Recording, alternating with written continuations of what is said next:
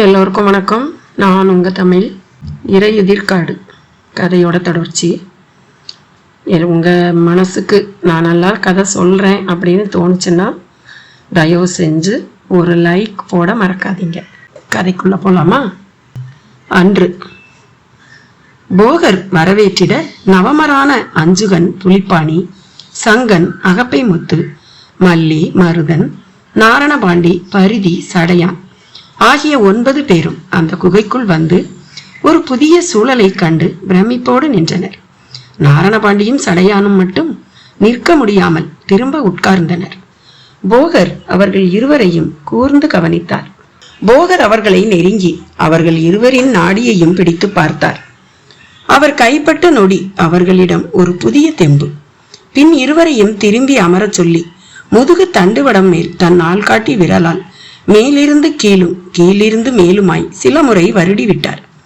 இறுதியாக இரு கை விரல் நுனிகளும் ஒன்றோடொன்று தொட்டு நிற்கும் விதத்தில் இரு கைகளையும் கூரை போல் வைத்துக் கொள்ள சொல்லி நெற்றி பொட்டின் மேல் தன் கட்டை விரலை அழுத்தமாய் வைத்து சில வினாடிகள் கண்களை மூடி மந்திரம் போல் ஏதோ முணுமுணுத்தார். அதன் பின் அவர்களிடம் பெரும் மாற்றம். இருவரிடமும் சுணக்கம் நீங்கி ஒரு புதிய தெம்பு தோன்ற தொடங்கிவிட்டது. மற்ற சீடர்கள் இதை ஆச்சரியமாக பார்த்தனர்.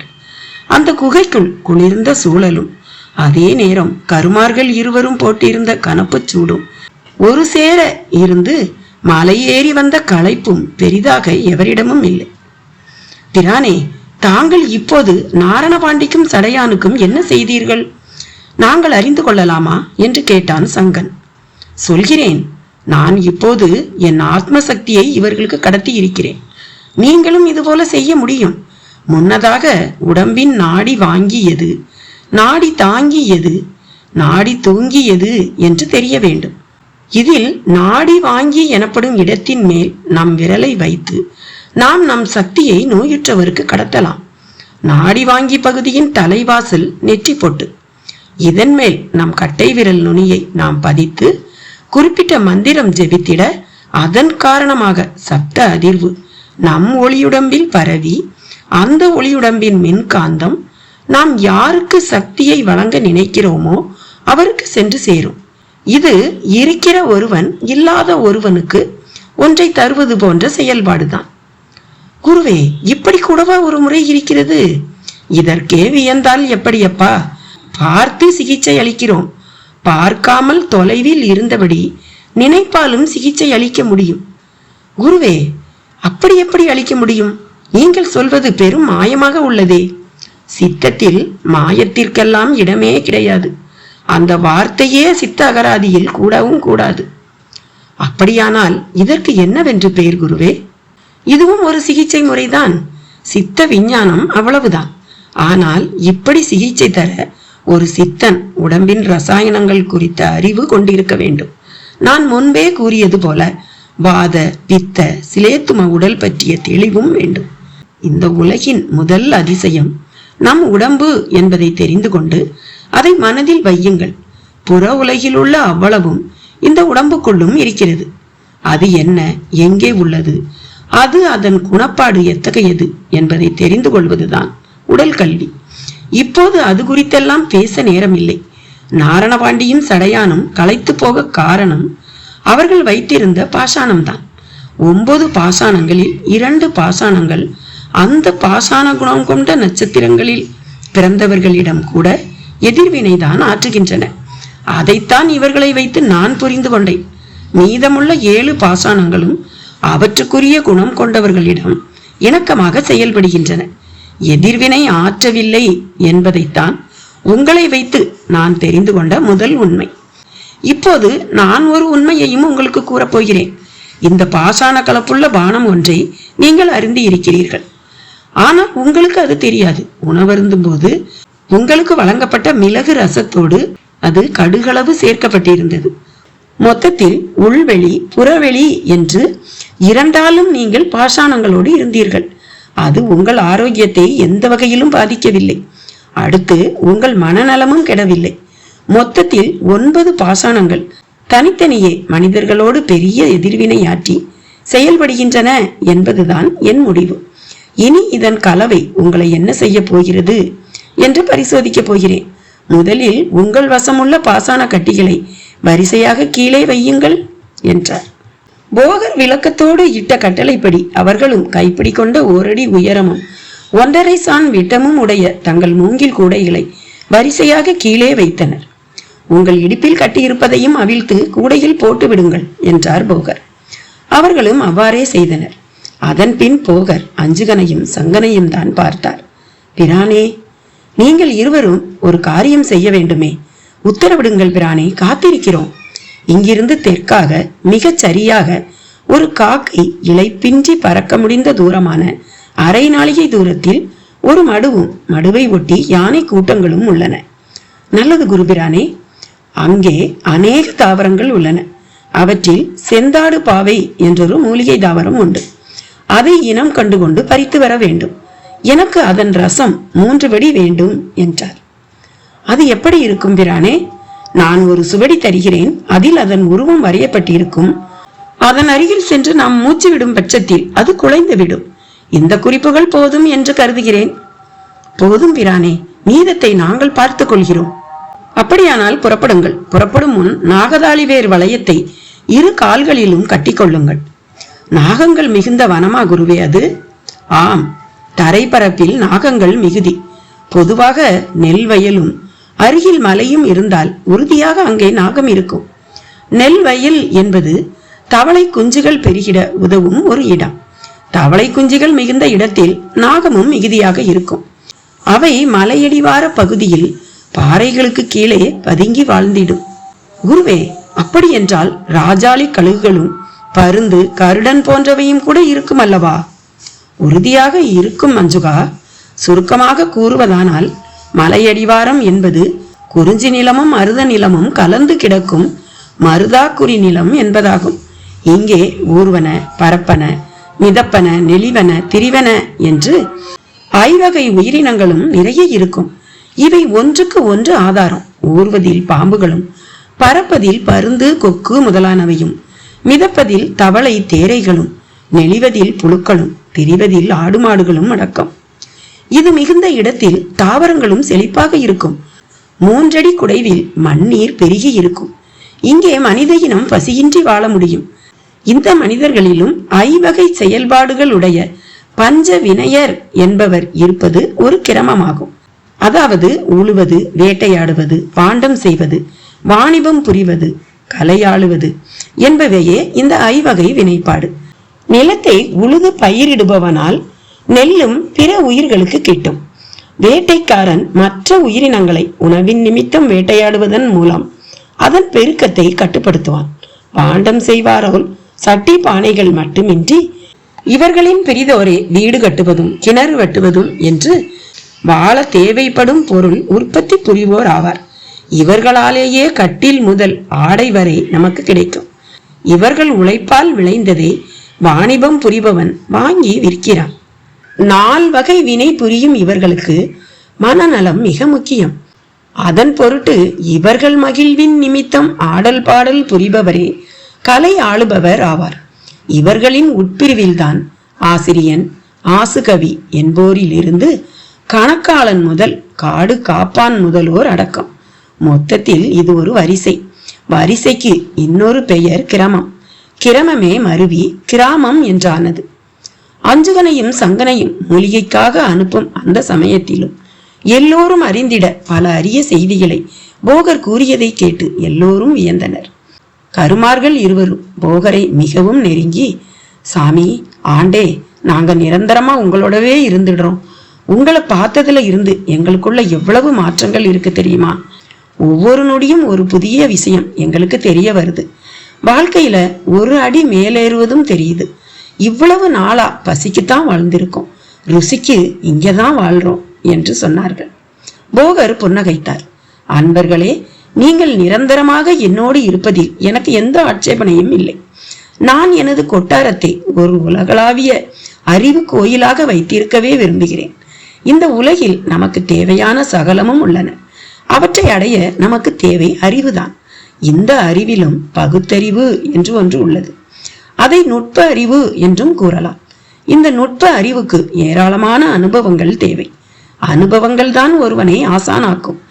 அந்த அனுபவங்களிலும் தோல்வியை தழுவும் போதுதான் அறிவு மிக மிக கூர்மையாகும். நன்றாகவும் கவனமாகவும் கேட்டுக்கொள்ளுங்கள். உங்களை வலி ஒன்றுதான் வலிமை மிக்கவன் ஆக்கும்.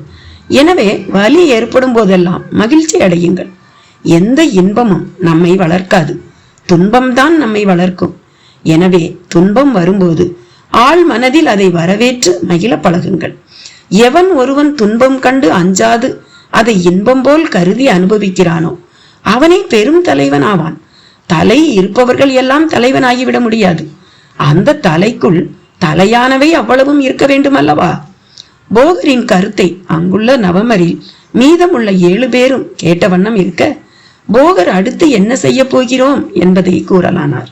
சீடர்களே, இந்த நவபாஷாணங்களை நான் செந்தாடு பாவை மூலிகை சாற்றில் கலந்து லேகிய பதத்துக்கு கலவையை உருவாக்கி அந்த தாமரை இலையளவுக்கான வட்டமாகவும் நம் நகத்தின் அளவு பருமனோடும் தட்டி வெயிலில் காய வைக்க போகிறேன்.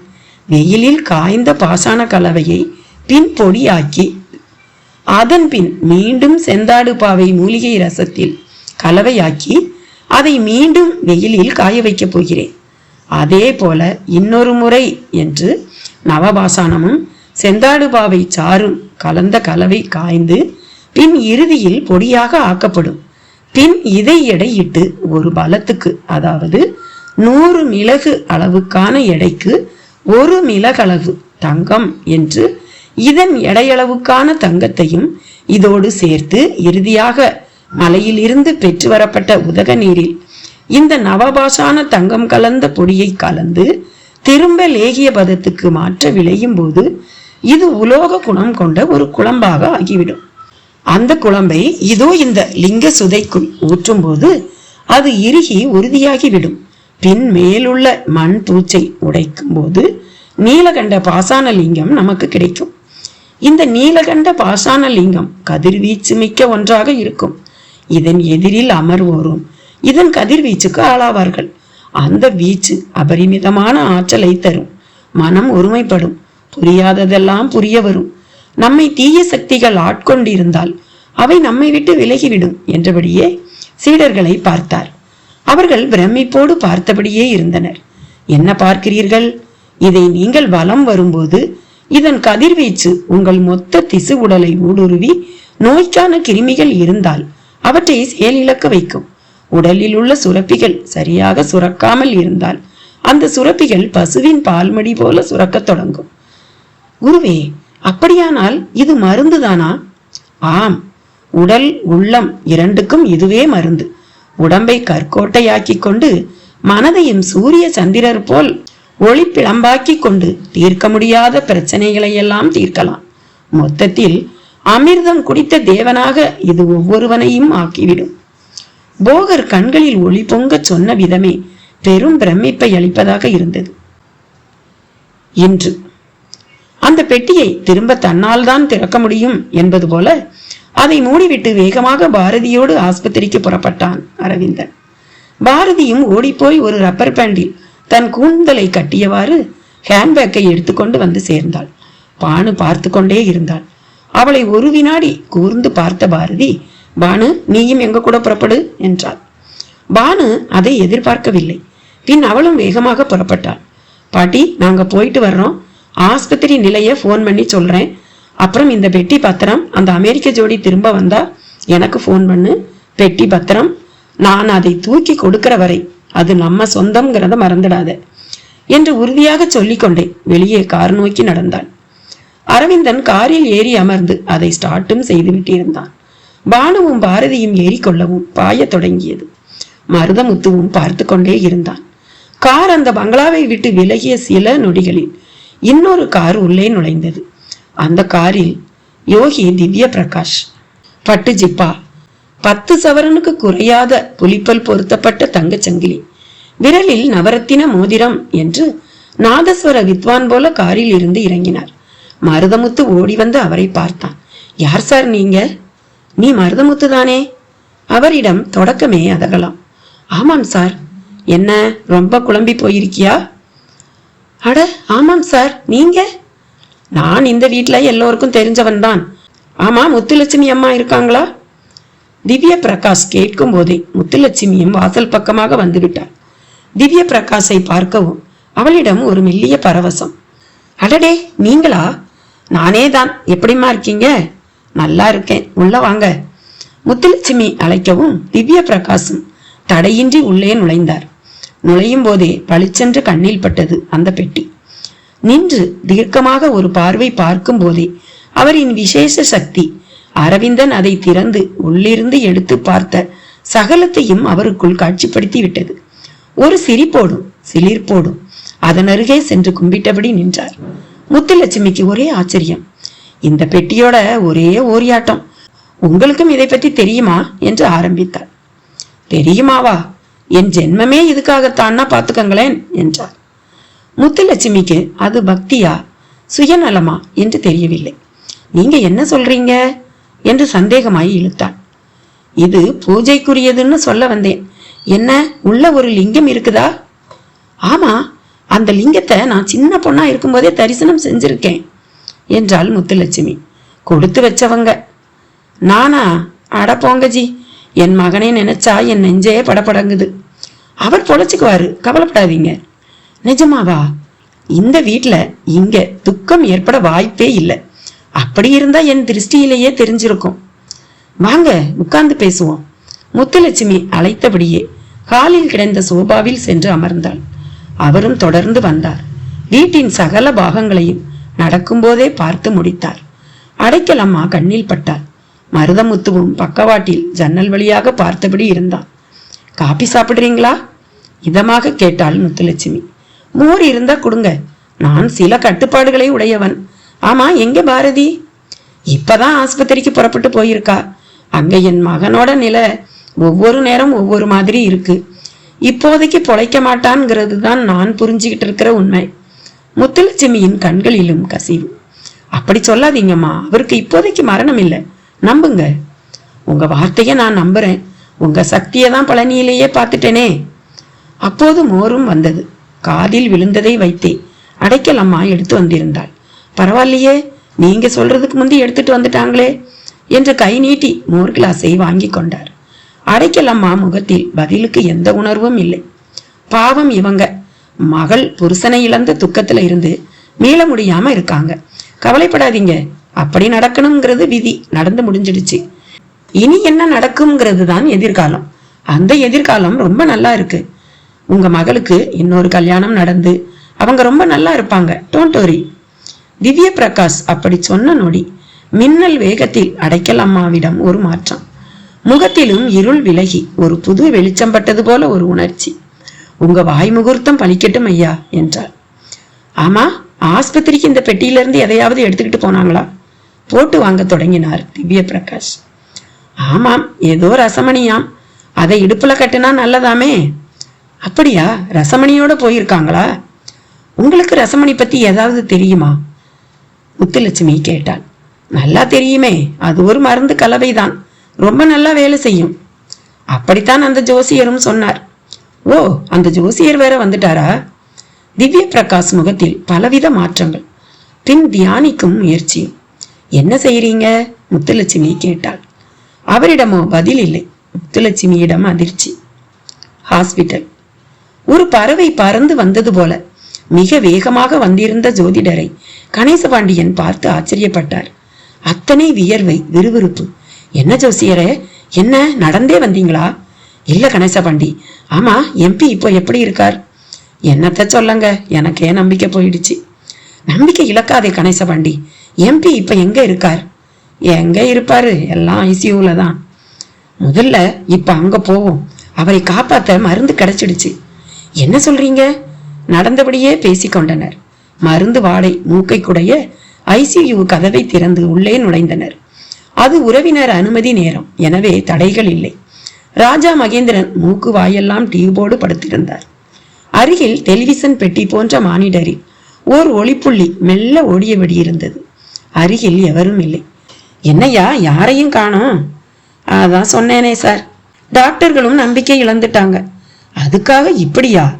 கேள்வியோடு ராஜா மகேந்திரனை நெருங்கி தன் வசம் இருந்த ரசமணியை எடுத்து அவர் இடுப்பில் கட்டத் தொடங்கினார்.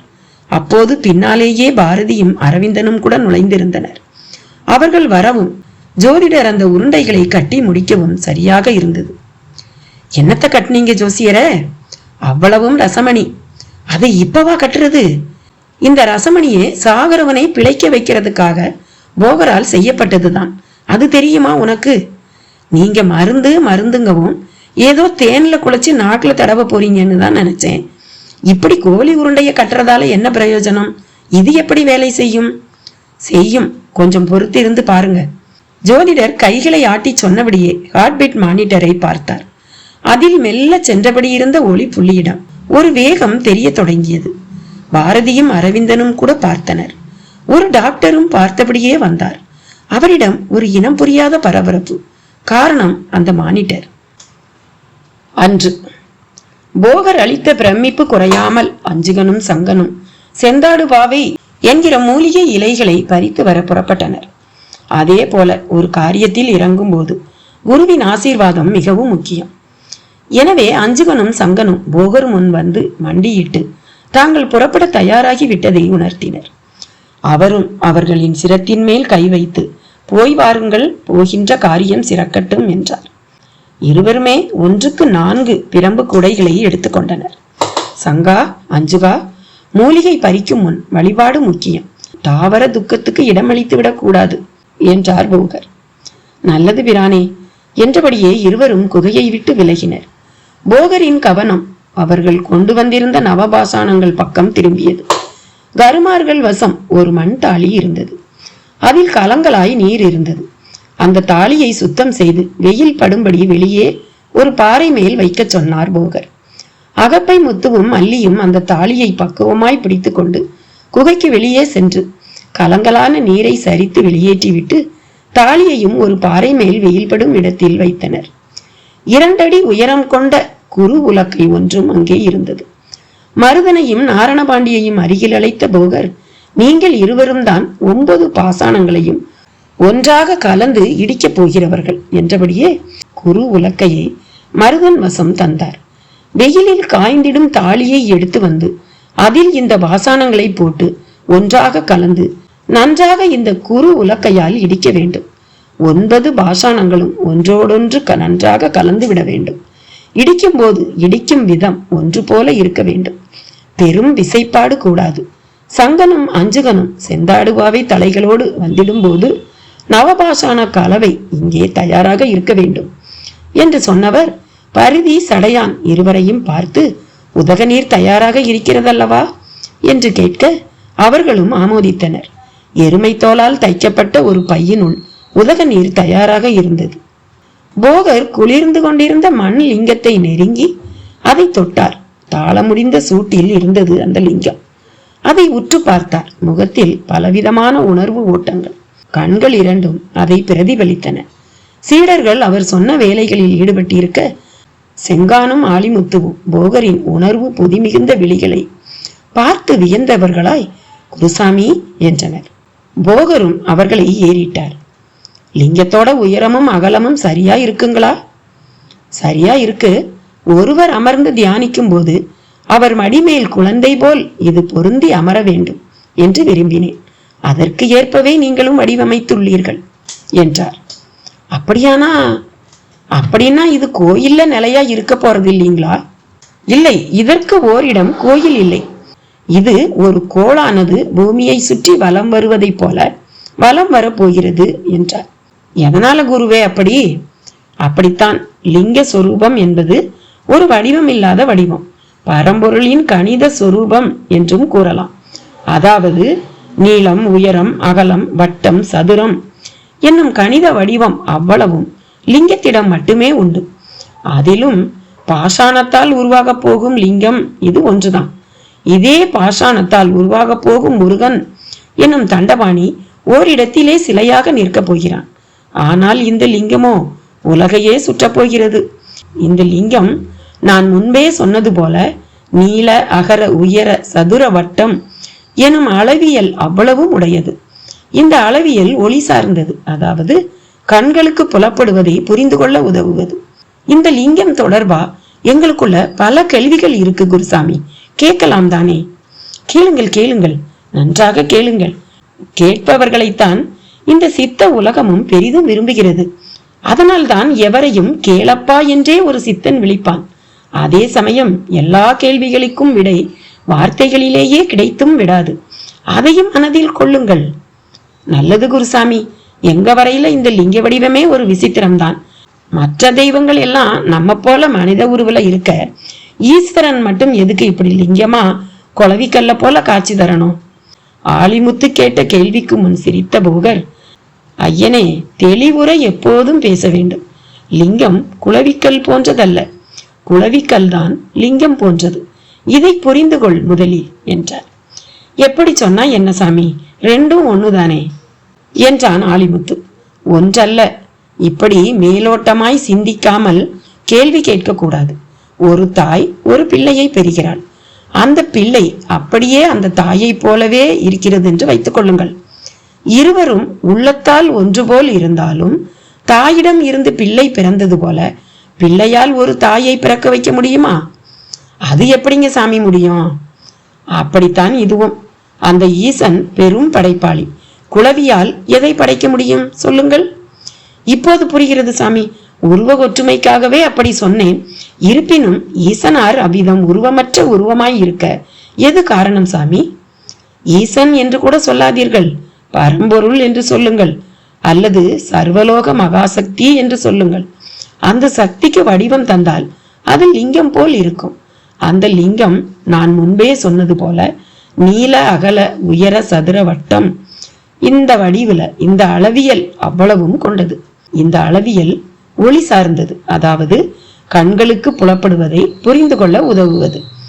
அடுத்தது, அந்த மகா சக்தியானது நம் சக்தி போல ஒரு அளவிற்கு உட்பட்டது அல்ல, பௌதிக வரம்புகளுக்கு அப்பாற்பட்டது, அதாவது அது எல்லையற்றது.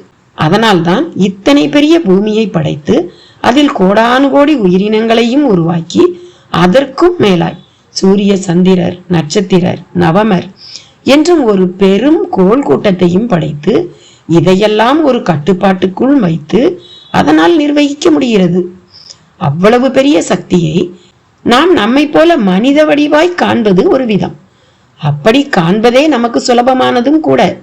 இருப்பினும் உண்மை என்னவென்றால், நாம் அந்த மகா சக்தியை நம்மை போல மனித வடிவில் பார்க்க முனைகையில் அதன் சக்தி நமக்கான அளவில் சுருங்கி விடுவதையும் மறுக்க முடியாதுதான். அதனாலேயே இறை வடிவங்கள் மானிட உருவில் இருந்த போதிலும் நம்மிடம் இல்லாத, நாம் விரும்பினாலும் அடைய முடியாத வடிவில் பல தெய்வங்கள் காட்சி தருகின்றன. நாரணனின் பாம்பு படுக்கை, அவனது அஷ்ட தசபுஜ கரங்கள், பிரம்மனின் சிரவரிசை, ஈசனின் சிரம், மேலேயே கங்கை, கழுத்தில் பாம்பணி, விநாயக பெருமானின் யானை முகம், இப்படி சொல்லிக்கொண்டே போகலாம். இதில் லிங்க சொரூபம் மிகுந்த பொருட்செறி உடையது. மனம் கொண்ட மனிதர்களான நமக்கு ஆசை பாசம் என்கிற உணர்வோடு கூடுதலாய் ஆறாம் அறிவு என்பது அருளப்பட்டு மனிதன் மட்டுமே தான் வாழ்ந்திடும் வாழ்வு பற்றிய புரிதல் உடையவனாக இருக்கிறான். பிற உயிர்கள் எதற்கும் அந்த புரிதல் கிடையாது. உயிர் வாழ போதுமான அறிவோடும் உணர்வாலும் வாழ்பவையே மற்ற உயிரினங்கள். இதில் தான் வாழ்ந்திடும் வாழ்வு பற்றிய புரிதல் உள்ள மனிதனால் மட்டுமே எதற்கு இந்த வாழ்வு என்கிற கேள்வியை எழுப்ப முடியும். அப்படியே நான் யார், எதற்காக மனிதனாக பிறந்துள்ளேன், இந்த பிறப்பில் நான் என்ன செய்ய வேண்டும் என்கிற விசாரங்கள் எல்லாமும் கூட மனித பிறப்புக்கே உரியவைதான். இந்த கேள்விகளுக்கெல்லாம் சரியான விடை ஒன்றுதான். அது ஆத்மா பரமாத்மா என்பதாகும். ஆத்மாவாய் உள்ளவரை கணக்கில்லாத பிறவிகள் பிறக்க நேரிடும். பரமாத்மாவோடு கலந்து விட்டால் மட்டுமே நமக்கு விடுதலை. இந்த ஆத்மா அவ்வாறு பரமாத்மாவோடு கலக்க தன்னை அறிதலே முதல் தேவை. தன்னை அறியும் முடிவில் பரமாத்மா புரிய தொடங்கிவிடும். அந்த பரமாத்மாவை சிவம் என்றும் விஷ்ணுவென்றும் பிரம்மாவென்றும் தனித்த பெயர்களில் சொல்லி அவற்றுக்கொரு வடிவத்தையும் உருவாக்கி அந்த வடிவத்தில் இருந்து விடுதலைக்கான பக்தியை தொடங்குவதுதான் மனித போக்கு. பக்தி புரிவது என்பதும் எளிதல்ல. பக்தியில் அறிவை எப்படி பயன்படுத்துகிறோம் என்பது மிக முக்கியம். இந்த அறிவு ஒரு சமயம் பக்தி உணர்வையே சந்தேகித்து அது ஒரு மூடத்தனம் என்பது போல காட்டும். தன் சந்தேகத்துக்கு வலு சேர்க்க அது ஏராளமான கேள்விகளையும் கேட்கும். அதில் முதல் கேள்வியே, நீ கடவுளை பார்த்திருக்கிறாயா? பார்க்காத ஒன்றை எப்படி நம்பலாம் என்பதாகும். அடுத்து, பார்க்காத கடவுளை நீ எப்படி மனித வடிவமாக்கலாம்? மனித வடிவை விட மேலான ஒரு வடிவமும் அந்த கடவுள் இருந்தால் அவருக்கோ இல்லை அவனுக்கோ இல்லை அதற்கோ இருக்கலாம் அல்லவா என்று கேட்கும். இப்படி அந்த கேள்விகள் விரிந்து கொண்டே போகும். அவ்வளவு ஏன், இப்படிப்பட்ட கேள்விகளால் தான் சித்தமும் திறக்கிறது. சித்தர்கள் உலகில் இதைவிட மேலான கேள்விகளை கேட்ட சித்தர்கள் எல்லாம் பலர் உண்டு. கடவுள் வெளியில் இல்லை, நான் தான் கடவுள். நீ அதை நம்பாவிட்டால் அதில் எனக்கு எந்த வருத்தமும் இல்லை. நீ நம்பி என்ன ஆக போகிறது? இல்லை யார் நம்பிதான் என்னவாக போகிறது? நம்பும் ஒன்றையே நம்பாமலும் போக முடியும். எனவே என் கருத்தை இன்று ஏற்காதோர் நாளை ஏற்பவர்கள் ஆவீர்கள் என்று எங்களில் ஒரு சித்தன் சொன்னதை இப்போது நான் உங்கள் முன் வைக்கிறேன். கடவுள் சிந்தனை இப்படி ஆத்மா பரமாத்மா என்று தொடங்கி பரமாத்மா உண்மையானால் அதை படைத்தது யார் என்றும் கேட்டு கேள்விகள் கேள்விகள் கேள்விகள் என்று கேள்விகளாக தொடர்ந்தபடியே இருக்கிறது. இவற்றுக்கு ஒரு சரியான தெளிவான பதிலை லிங்க சொரூபமே கொண்டுள்ளது என்பதுதான் என் முடிவு.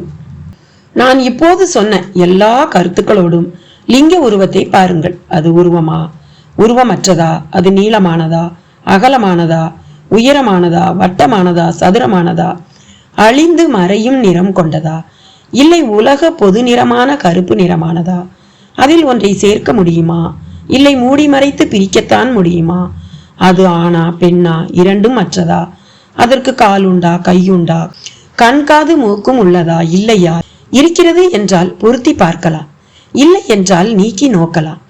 இந்த ரூபம் பிரத்யேகமாக ஒரு சிந்தனையை நீங்கள் செய்ய விடாது. இதை வைத்தே நீங்கள் சிந்தனையை செய்ய முடியும். இது எல்லா சிந்தனைகளையும் ஏற்படுத்தும். அதில் இது ஆண் குறி போல் இருக்கிறது என்பதும் ஒன்று. நீ எப்படி நினைக்கிறாயோ அல்லது எப்படி சிந்திக்கிறாயோ அதற்கேற்ப உன்னுள் இது தன்னை விரித்து கொள்ளும். மொத்தத்தில் இந்த ரூபம் உன் மனதில் பலவாய் விரியும். சிறகை விரிக்கும் பறவைக்கு எப்படி திசைகள் கிடையாதோ அது போலத்தான் லிங்கம் குறித்த சிந்தனைக்கும் எல்லைகள் கிடையாது. இதை சிக்கன பிடித்து தன்னை அறிந்தவர் உண்டு. எள்ளி நகையாடி திரிவோரும் உண்டு. இரவு பகல் என்று இரண்டு நிலையில் பூமி பந்தே இருக்கும்போது மனிதர்கள் மட்டும் ஒரே நிலையில் எப்படி இருக்க முடியும்? இப்படியும் அப்படியுமாகவே எல்லோரும் இருப்பார்கள். இது பொதுவில் இருந்து அனைத்தையும் பார்த்தபடியே இருக்கிறது. வடிவம் என்னும் வகையில் இப்படிப்பட்ட இந்த லிங்கம் சக்தி என்னும் வகையில் பஞ்சபூத சக்திகளையும் தன்னுள் நவபாசான வடிவில் கொள்ளப் போகிறது. இதன் சக்திக்கு இணையான ஒன்று இந்த உலகில் இருக்க போவதில்லை. இதன் மேல் படும் காற்று முதல் நீர் வரை சகலமும் மருந்துதான். இதை காணும் கண்களும் கூட குணப்பாடு அடையும். ஒரு இயற்கை அழகு எப்படி தான் இருந்த இடத்தில் இருந்து கொண்டு பார்ப்பவர் மனதில் பேரானந்தம் தருகிறதோ அதை இதுவும் தரும். ஒருபடி மேலே போய் சொல்லட்டுமா? போகர் பிரான் லிங்கம் குறித்த விவரத்தை இறுதியாக இப்படி கேட்டு நிறுத்தினார். அவர் லிங்கம் பற்றி பேசியதை தங்கள் பணிக்கு நடுவில் அவர் சீடர்களும் கேட்டுக்கொண்டிருந்த நிலையில் நெருங்கி வந்து நின்றனர். ஒருபடி மேலே போய் ஏதோ சொல்ல போவதாக சொன்னாரே, என்ன அது? இவ்வளவு தூரம் சொன்னதை கேட்டே பிரமிப்பு அடங்கவில்லை. இதில் இதற்கு மேலும் சொல்ல என்ன இருக்கிறது? அவர்கள் முகமெல்லாம் கேள்விகளின் ஓட்டங்கள். அவரும் திருவாய் மலர்ந்தார். இந்த லிங்கம் சாவா நிலையை தரும். கேட்பதை எல்லாமும் அமுது சுரபி போல் அள்ளி தரும். ஞானத்தை ஒரு நொடியிலும் தரும். பல பிறப்பெடுக்க செய்தும் தரும். நல்ல கர்மம் கொண்டோருக்கு ஒரு நொடி அல்லாதோருக்கு பல பிறப்பு எப்படி தெரியுமா? அவர்கள் கேட்டதையெல்லாம் தந்து அதில் அவர்கள் சிக்கி இறுதியில் எல்லாம் மாய அனுபவங்களே என்றும் உணரும் வரை. போகரின் முடிவான பேச்சு சீடர்களை பிரமிக்க வைத்தது மட்டுமல்ல, அவர்களில் சிலருக்குள் அப்படியானால் இதனிடம் நாம் எதை கேட்கலாம் என்கிற கேள்வியையும் இறக்கிவிட்டது. செந்தாடு பாவையை தேடி சென்றபடி இருந்த அஞ்சுகனும் சங்கனும் நடந்த களைப்பு நீங்க ஒரு முழங்கால் உயர பாறை மேல் சற்றே அமர்ந்து இளைப்பாரினர். போகர் அவர்களை நாகதாளி வேரை கால்களில் கட்டிக்கொள்ள சொன்னதை மறந்தே போயிருந்தனர். அப்படி மறக்க செய்வதே விதி. அதே விதி ஒரு கருணாக வடிவில் அந்த பாறைக்கு கீழ் உள்ள இடுக்கில் 6 அடி நீள உடலோடு சுருண்டு படுத்திருந்தது. இன்று கம்ப்யூட்டர் மானிட்டரை பார்த்தபடியே வந்த டாக்டர் ஜோதிடரையும் கணேசபாண்டியனையும் வேகமாக விலக்கிக் கொண்டு ராஜா மகேந்திரனை நெருங்கி கண்களின் கீழிமையை திறந்து பார்த்தார். பிறகு ஆக்சிஜன் மாஸ்கை நீக்கிவிட்டு கம்ப்யூட்டர் மானிட்டரின் ஒளிப்புள்ளியை பார்த்தார். அவர் உதடு இரண்டும் அங்கிருப்போர் கேட்கும்படியாக மிராக்கிள் என்றது.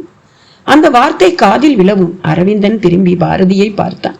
அதில் பலவித அர்த்தங்கள். டாக்டர் உடனேயே அங்கிருந்து விலகி சற்று தள்ளி உள்ள ஐசியு அட்டெண்டரின் டேபிள் மேல் இருந்த இன்டர்காமில் யாருடனோ படபடப்பாக பேசிவிட்டு திரும்ப வந்தார். திரும்ப வந்தவரை ஜோதிடர் நந்தா கப்பென்று பிடித்துக் கொள்ள தொடங்கினார். டாக்டர், நல்ல இம்ப்ரூவ்மெண்ட் தெரியுது தானே? Yes yes, what is quiet nature? என்ன நேச்சர்? எல்லாம் நான் வந்து ரசமணியை கட்டுனதால. ரசமணியா? வாட் நான்சென்ஸ், என்ன சொல்றீங்க? இது ஒரு சித்த சமாச்சாரம், இப்ப அதை பத்தி பேசவும் வேண்டாம். சார் இனி பிழைச்சிடுவார் தானே? உடம்புல ஆர்கன்ஸ் ரெஸ்பான்ஸ் பண்ண தொடங்கிடுச்சு. We will try. ப்ளீஸ் முதல்ல நீங்க எல்லாம் கொஞ்சம் வெளியில போங்க. இது விசிட்டிங் அவர் தானே டாக்டர் ஜி? நீங்க நார்த் இந்தியாவா? அப்கோர்ஸ், உங்க அக்சென்ட் கேட்க வச்சது. இப்ப இவரை நாங்க தியேட்டருக்கு கொண்டு போக போறோம். அதுக்கு முந்தி சில ஃபார்மாலிட்டிஸ் இருக்கு. ப்ளீஸ். போறோம். ஒரு ரிக்வெஸ்ட், அவர் இடுப்புல இப்ப சில ரசமணிகளை கட்டி இருக்கேன், அதை ரிமூவ் பண்ணிடாம உங்க ட்ரீட்மெண்ட்டை பண்ணுங்க. ஐயோ, what's that? Please show me. அதான் இடுப்புல இருக்குன்னு சொன்னனே. உடனே டாக்டர் இடுப்பருகே நெருங்கி அவரது இலக்கமான ஆடையை விலக்கி பார்த்தார். தொப்புளுக்கு கீழே வரிசையாக அந்த ரசமணி உருண்டைகள். ஒன்றை கையில் எடுத்து கண்முன் பிடித்து பார்த்தார். முகத்தில் பலமான மாற்றங்கள். அதே மாற்றம் அங்கே கணேசபாண்டி, பானு என்று அவர்களுக்கும் ஏற்பட்டது. என்ன இது கோலி குண்டு மாதிரி? How can it activate the body என்றார். அதற்குள் மற்ற டாக்டர்கள் வந்துவிடவும் அவர் கவனம் அந்த ரசமணியை கையில் பிடித்தபடியே அவர்கள் பக்கம் சென்றது. ஜோதிடரிடம் படபடப்பு. டாக்டர், முதல்ல அதை இடுப்புல வைங்க, இத பத்தி அப்புறம் பேசலாம். இதை தூக்கி போட்டுடாதீங்க, இதுக்கு பின்னால பல 1000 வருஷ சரித்திரமெல்லாம் இருக்கு டாக்டர் என்று பலமான குரலில் சொன்னதை மற்றவர்களும் கேட்டனர். சார், ஆபரேஷன் தியேட்டருக்கு போகும்போது தாயத்து, கருப்பு கயிறு, அப்புறம் இந்த மாதிரி மேஜிக் ஐட்டம் எல்லாம் நாட் அலவுடு. அது ரேடியேஷன் ஏரியா, அண்டர்ஸ்டாண்ட்? ஒரு டாக்டர் சொல்ல அரவிந்தன் துரிதமான, மிஸ்டர் நந்தா விடுங்க, நாம வெளியே போய் நிற்போம். அதான் அழுத்தமா சொல்லிட்டீங்களே. டாக்டர், எனக்கு என்னமோ உங்களுக்கு ஒரு நல்ல சான்ஸ் கிடைச்சிருக்கிற மாதிரி தெரியுது. எங்க சார் உயிர் இப்போ உங்க கையில என்று பேசிவிட்டு நந்தாவையும் இழுத்து கொண்டு கணேசபாண்டியனோடு வெளியே வந்தான். ஜோதிடரிடம் படபடப்பு குறையவே இல்லை. ஏனோ அந்த ரசமணி போகர் தன் கைப்பட செய்தது. உங்க தமிழ்ல என்ன சொல்வீங்க? மானுஸ். நோ நோ, அமானுஸ். எஸ், அமானுஸ் அமானுஸ். மிஸ்டர் நந்தா, கொஞ்சம் அமைதியா இருங்க. எதுக்கு இந்த படபடப்பு? நான் சொன்னப்போ நீங்க கேட்கல, நம்பல. இப்ப பாத்தீங்களா, 5 நிமிஷத்துல அது ஆர்கன்ஸை எல்லாம் தூண்டி விட்டத. அப்கோர்ஸ், முதல்ல நம்ம எம்பி நார்மல் கண்டிஷனுக்கு வரட்டும், அப்புறம் எல்லாம் விரிவா பேசுவோம். நான் சொல்றேன், அவருக்கு இப்ப சாவு கிடையாது, ஆனா கண்டம் உண்டு. இதை நான் டெல்லியில அவருக்கு ஒரு நோட்ல எழுதியே கொடுத்திருக்கேன். என் கணிப்பு பொய்யே ஆனதில்லை. Because of Bogar Maharaj and Pulippani Maharaj, அவங்க பிளஸ்ஸிங் எனக்கு நிறைய இருக்கு சார், நிறைய இருக்கு. பை த பை, அந்த ஃபாக்ஸ் சேஃபா தானே இருக்கு? எஸ் எஸ், லாக் பண்ணிட்டு தான் வந்திருக்கேன். பட் வெரி கேர்ஃபுல், அந்த பெட்டி திருட்டு போக நிறைய சான்ஸ் இருக்கு. ஜோதிடர் இப்படி சொன்னதை அரவிந்தன் சாதாரணமாக எடுத்துக்கொள்ளவில்லை. பதிலுக்கு பாரதியை பார்த்தான். மௌனமாக நடப்பதையெல்லாம் பார்த்தபடியே இருந்த பாரதி வேகமாக அங்கிருந்து ஒதுங்கி தன் கைபேசி வழியாக முத்துலட்சுமியை அழைக்க முனைந்தாள். பானுவும் அதை ஒட்டு கேட்க தயாரானாள். பாரதியின் பங்களாவில் முத்துலட்சுமி படுக்கையில் இருக்க அவளுக்கு யோகி திவ்ய பிரகாஷ் டச் தெரப்பி முறையில் சிகிச்சை அளித்தபடி இருந்தார். இப்ப எப்படி இருக்கு? கொஞ்சம் கூட தலைவலி இருக்காது, தூக்கமும் நல்லா வரும் பாருங்க என்று சொல்லும் போதே தூங்கி போனாள் முத்துலட்சுமி. அப்போதுதான் அவள் கைபேசியிடமும் அழைப்பு. அதில் பாரதியின் பெயர் தெரிந்தது. அதை பார்த்து சிரித்த திவ்ய பிரகாஷ் அதன் மேல் ஒரு தலையணையை வைக்கவும் சத்தம் வெளியே கேட்காமல் அடங்கி போனது. ஹாலில் இருந்து தவிப்போடு பார்த்தபடியே இருந்தாள் அடைக்கலம்மாள். அவளை பார்த்தபடியே கால் பக்கமாய் நடந்தார். அவள் கூட ஒரு விஷயத்துக்கு கட்டுப்பட்டவள் போலத்தான் பார்த்தாள். என்னம்மா, இப்ப எப்படி இருக்கு அந்த கைவலி? பரவாயில்லையா? வலியே இல்லைங்க, ஒரே அதிசயமா இருக்கு. அது எப்படிங்க மருந்து மாத்திரை கூட இல்லாம என்னோட வலிய போக்குனீங்க? அதுக்கு பேர் தான் டச் தெரபி. அதுக்கு காரணம் என் ஆத்மசக்தி. கவர்னரே ஏதாவது ஒண்ணுன்னா இப்ப என்னதான் கூப்பிடுறார். ரொம்ப ஆச்சரியமா இருக்குங்க. அது சரிங்க, என் பொண்ணு நிஜமா நல்லபடியா கல்யாணமாகி வாழ்வாளா? சந்தேகமே வேண்டாம். இந்த யோகி வாக்கு தேவ வாக்கு, உங்க பாஷையில சொல்லணும்னா கர்த்தர் வாக்கு. பிதாவே, அது போதுங்க எனக்கு. பாவங்க, அது கல்யாணத்துல இருந்து கொஞ்சம் கூட சந்தோஷமே இல்லை. அதுக்கு மாமியார்காரின்னு ஒருத்தி பிடுங்கி தின்னுட்டா. அதெல்லாம் முடிஞ்ச விஷயம். இனி எல்லாம் நல்லதே நடக்கும். ஆமா, உங்களுக்கும் ஆனந்த தூக்கம் வேணுமா? ஆனந்த தூக்கமா? அப்படின்னா இப்பதான் உள்ள உங்க மேடத்தை தூங்க வச்சேன். வாங்க படுங்க, உங்களையும் தூங்க வைக்கிறேன். ஐயோ, அடுப்படியில நிறைய வேலை இருக்குங்களே. No problem. ஒரு 15 நிமிஷம் தூங்குறதால எதுவும் ஆயிடாது. தூங்கி எழுந்த பிறகு ரொம்ப சுறுசுறுப்பா நீங்க செயல்படுவீங்க. அப்படியா? அனுபவிச்சு பார்த்துட்டு சொல்லுங்க. திவ்ய பிரகாஷின் வார்த்தைகள் அடைக்கல் அம்மாவையும் தூங்க வைத்திட அடுத்த தோட்டக்காரன் மருதமுத்து அவனையும் நேத்திரத்தில் பார்த்தபடியே கட்டி போட்டிருந்தார். அவனையும் அழைத்தார். என்ன பேர் சொன்ன? மருதமுத்துங்க. நல்ல பேர், முருகன் பேர். கவலைப்படாத, உனக்கு நல்ல எதிர்காலம் இருக்கு. உனக்கு இங்க என்ன சம்பளம் தர்றாங்க? 9,000 சாமி. ஆனா எல்லா வேலையையும் நான் தான் பாக்குறேன். தண்ணீர் மோட்டார் ரிப்பேர் ஆனா நானே சரி பண்ணிடுவேன். நீ நல்ல வேலைக்காரன். அப்புறம் உன் எஜமானிக்கு போன் பண்ணி அங்க எப்படி இருக்காங்கன்னு கேக்குறியா? நானே கேட்கணும்னு தான் இருந்தேன். ஆனா எப்பவும் அவங்க தான் போன் பண்ணுவாங்க. அவசரம்னா தான் நாங்க பண்ணுவோம், இல்லாட்டி பானு திட்டுங்கய்யா. பரவாயில்ல, இப்ப கேள். இங்க எல்லாம் எப்படி இருக்குன்னு கேட்டா எந்த பிரச்சனையும் இல்லைன்னு சொல்லு. அவர் சொல்ல அவனும் ஏதோ மந்திரத்துக்கு கட்டுப்பட்டவன் போல செயல்பட தொடங்கினான். அம்மா. யாரு? மருதமுத்துவா? நான் தான்மா. ஐயாவுக்கு இப்ப எப்படிமா இருக்கு? நல்ல இம்ப்ரூவ்மெண்ட். ஆமா, பாட்டி என்ன பண்றாங்க? நான் போன் பண்ணா எடுக்க மாட்டாங்களா? அவங்க அசந்து தூங்கிட்டாங்கம்மா. தூங்குறாங்களா இப்பவா? ஆமாம்மா. அது சரி, அடைக்கலம்மா என்ன பண்றாங்க? அவங்களும் அசந்துட்டாங்கம்மா. என்ன மருதமுத்து இது, தூங்குற நேரமா? நானும் இல்ல, பெட்டி வேற இருக்கு. ஜாக்கிரதையா இருக்க வேண்டாமா? நல்ல வேளை நீயாவது முழிச்சுக்கிட்டு இருக்கியே. கவலைப்படாதீங்கம்மா, நான் இருக்கேம்மா. இங்க எந்த பிரச்சனையும் இல்லம்மா. அந்த அமெரிக்காக்காரங்க திரும்பி வந்தா அப்புறமா வர சொல். யாரையும் உள்ள விடாத, புரியுதா? சரிங்கம்மா, வச்சிடுறேன். மறுமுனையில் பாரதி முடித்துக்கொள்ள மருதமுத்து திரும்பினான். சற்று இறுக்கத்துக்கு மாறி அவனையும் அறியாமல் அவன் பேச்சை தன் சக்தியால் கட்டுப்படுத்தி கொண்டிருந்த திவ்ய பிரகாஷ் அந்த இறுக்கம் தளர்ந்து சிரித்தார். அதில் 1000 அர்த்தங்கள். சாமி, பேசிட்டேன் சாமி. சந்தோஷம் மருதமுத்து, கவலைப்படாத. எம்பி பொழைச்சுக்குவார். அவருக்கும் ஆயுசு கெட்டிதான். அப்படித்தான் அந்த ஜோசியரும் சொன்னாருங்க. பரவாயில்லையே, போகட்டும். உனக்கும் ஆனந்த தூக்கம் தூங்க ஆசையா இருக்கா? அப்படின்னா பாட்டியம்மாவும் சமையல்காரம்மாவும் தூங்குறாங்களே, அதுதான். இது தூங்குற நேரமா சாமி? இல்லதான். ஆனா இந்த தூக்கம் நீ தூங்குற வழக்கமான தூக்கம் இல்லை. உடம்புல இருக்கிற எல்லா உறுப்புக்கும் சக்தி கொடுக்கிற தூக்கம். அப்படிங்களா? தூங்கி பார்த்துட்டு சொல்லேன்.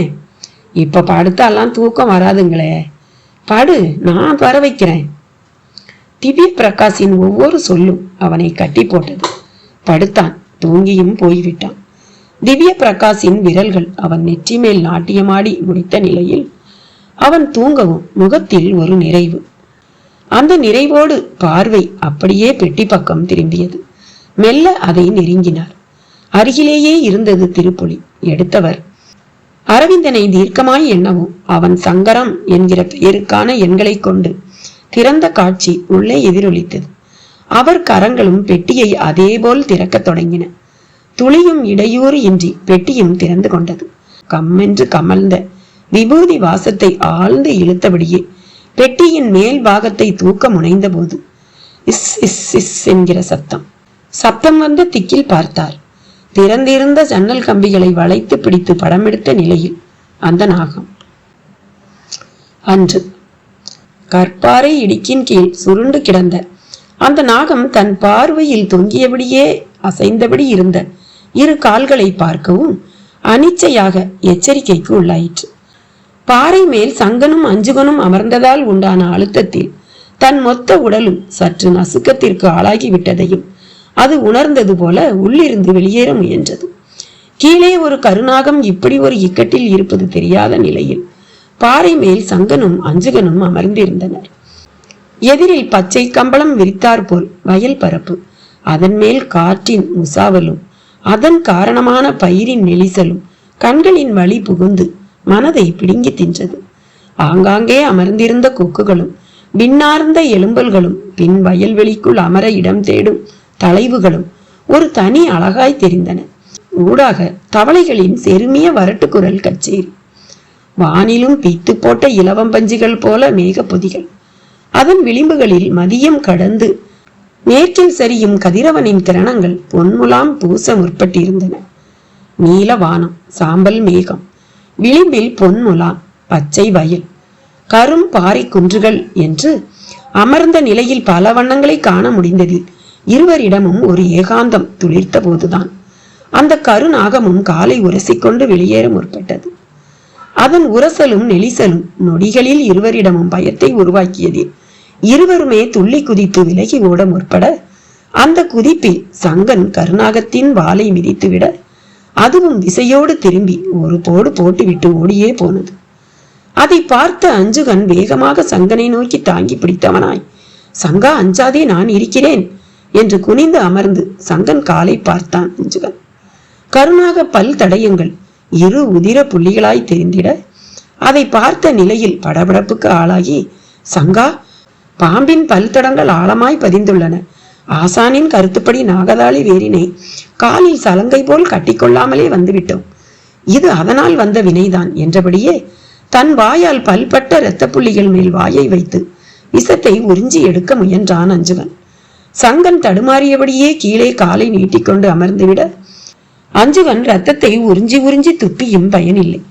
அவ்வளவு வேகமாய் பாம்பின் விஷம் ரத்தத்தில் கலந்து அதன் சிவப்பணுக்களை சிதைத்து ஓட்டத்தையும் குலைக்க பார்த்தது. இதனால் உயிர்காற்றின் அளவு குறைந்து முகுளம் வலுவிழக்கவும் மனம் என்கிற ஒன்றே புகையானது கரைந்து மறைவது போல் இல்லாமல் போய் சங்கன் மயக்கத்திற்கும் ஆளானான். அஞ்சுகனுக்கு அடுத்து என்ன செய்வதென்று தெரியவில்லை.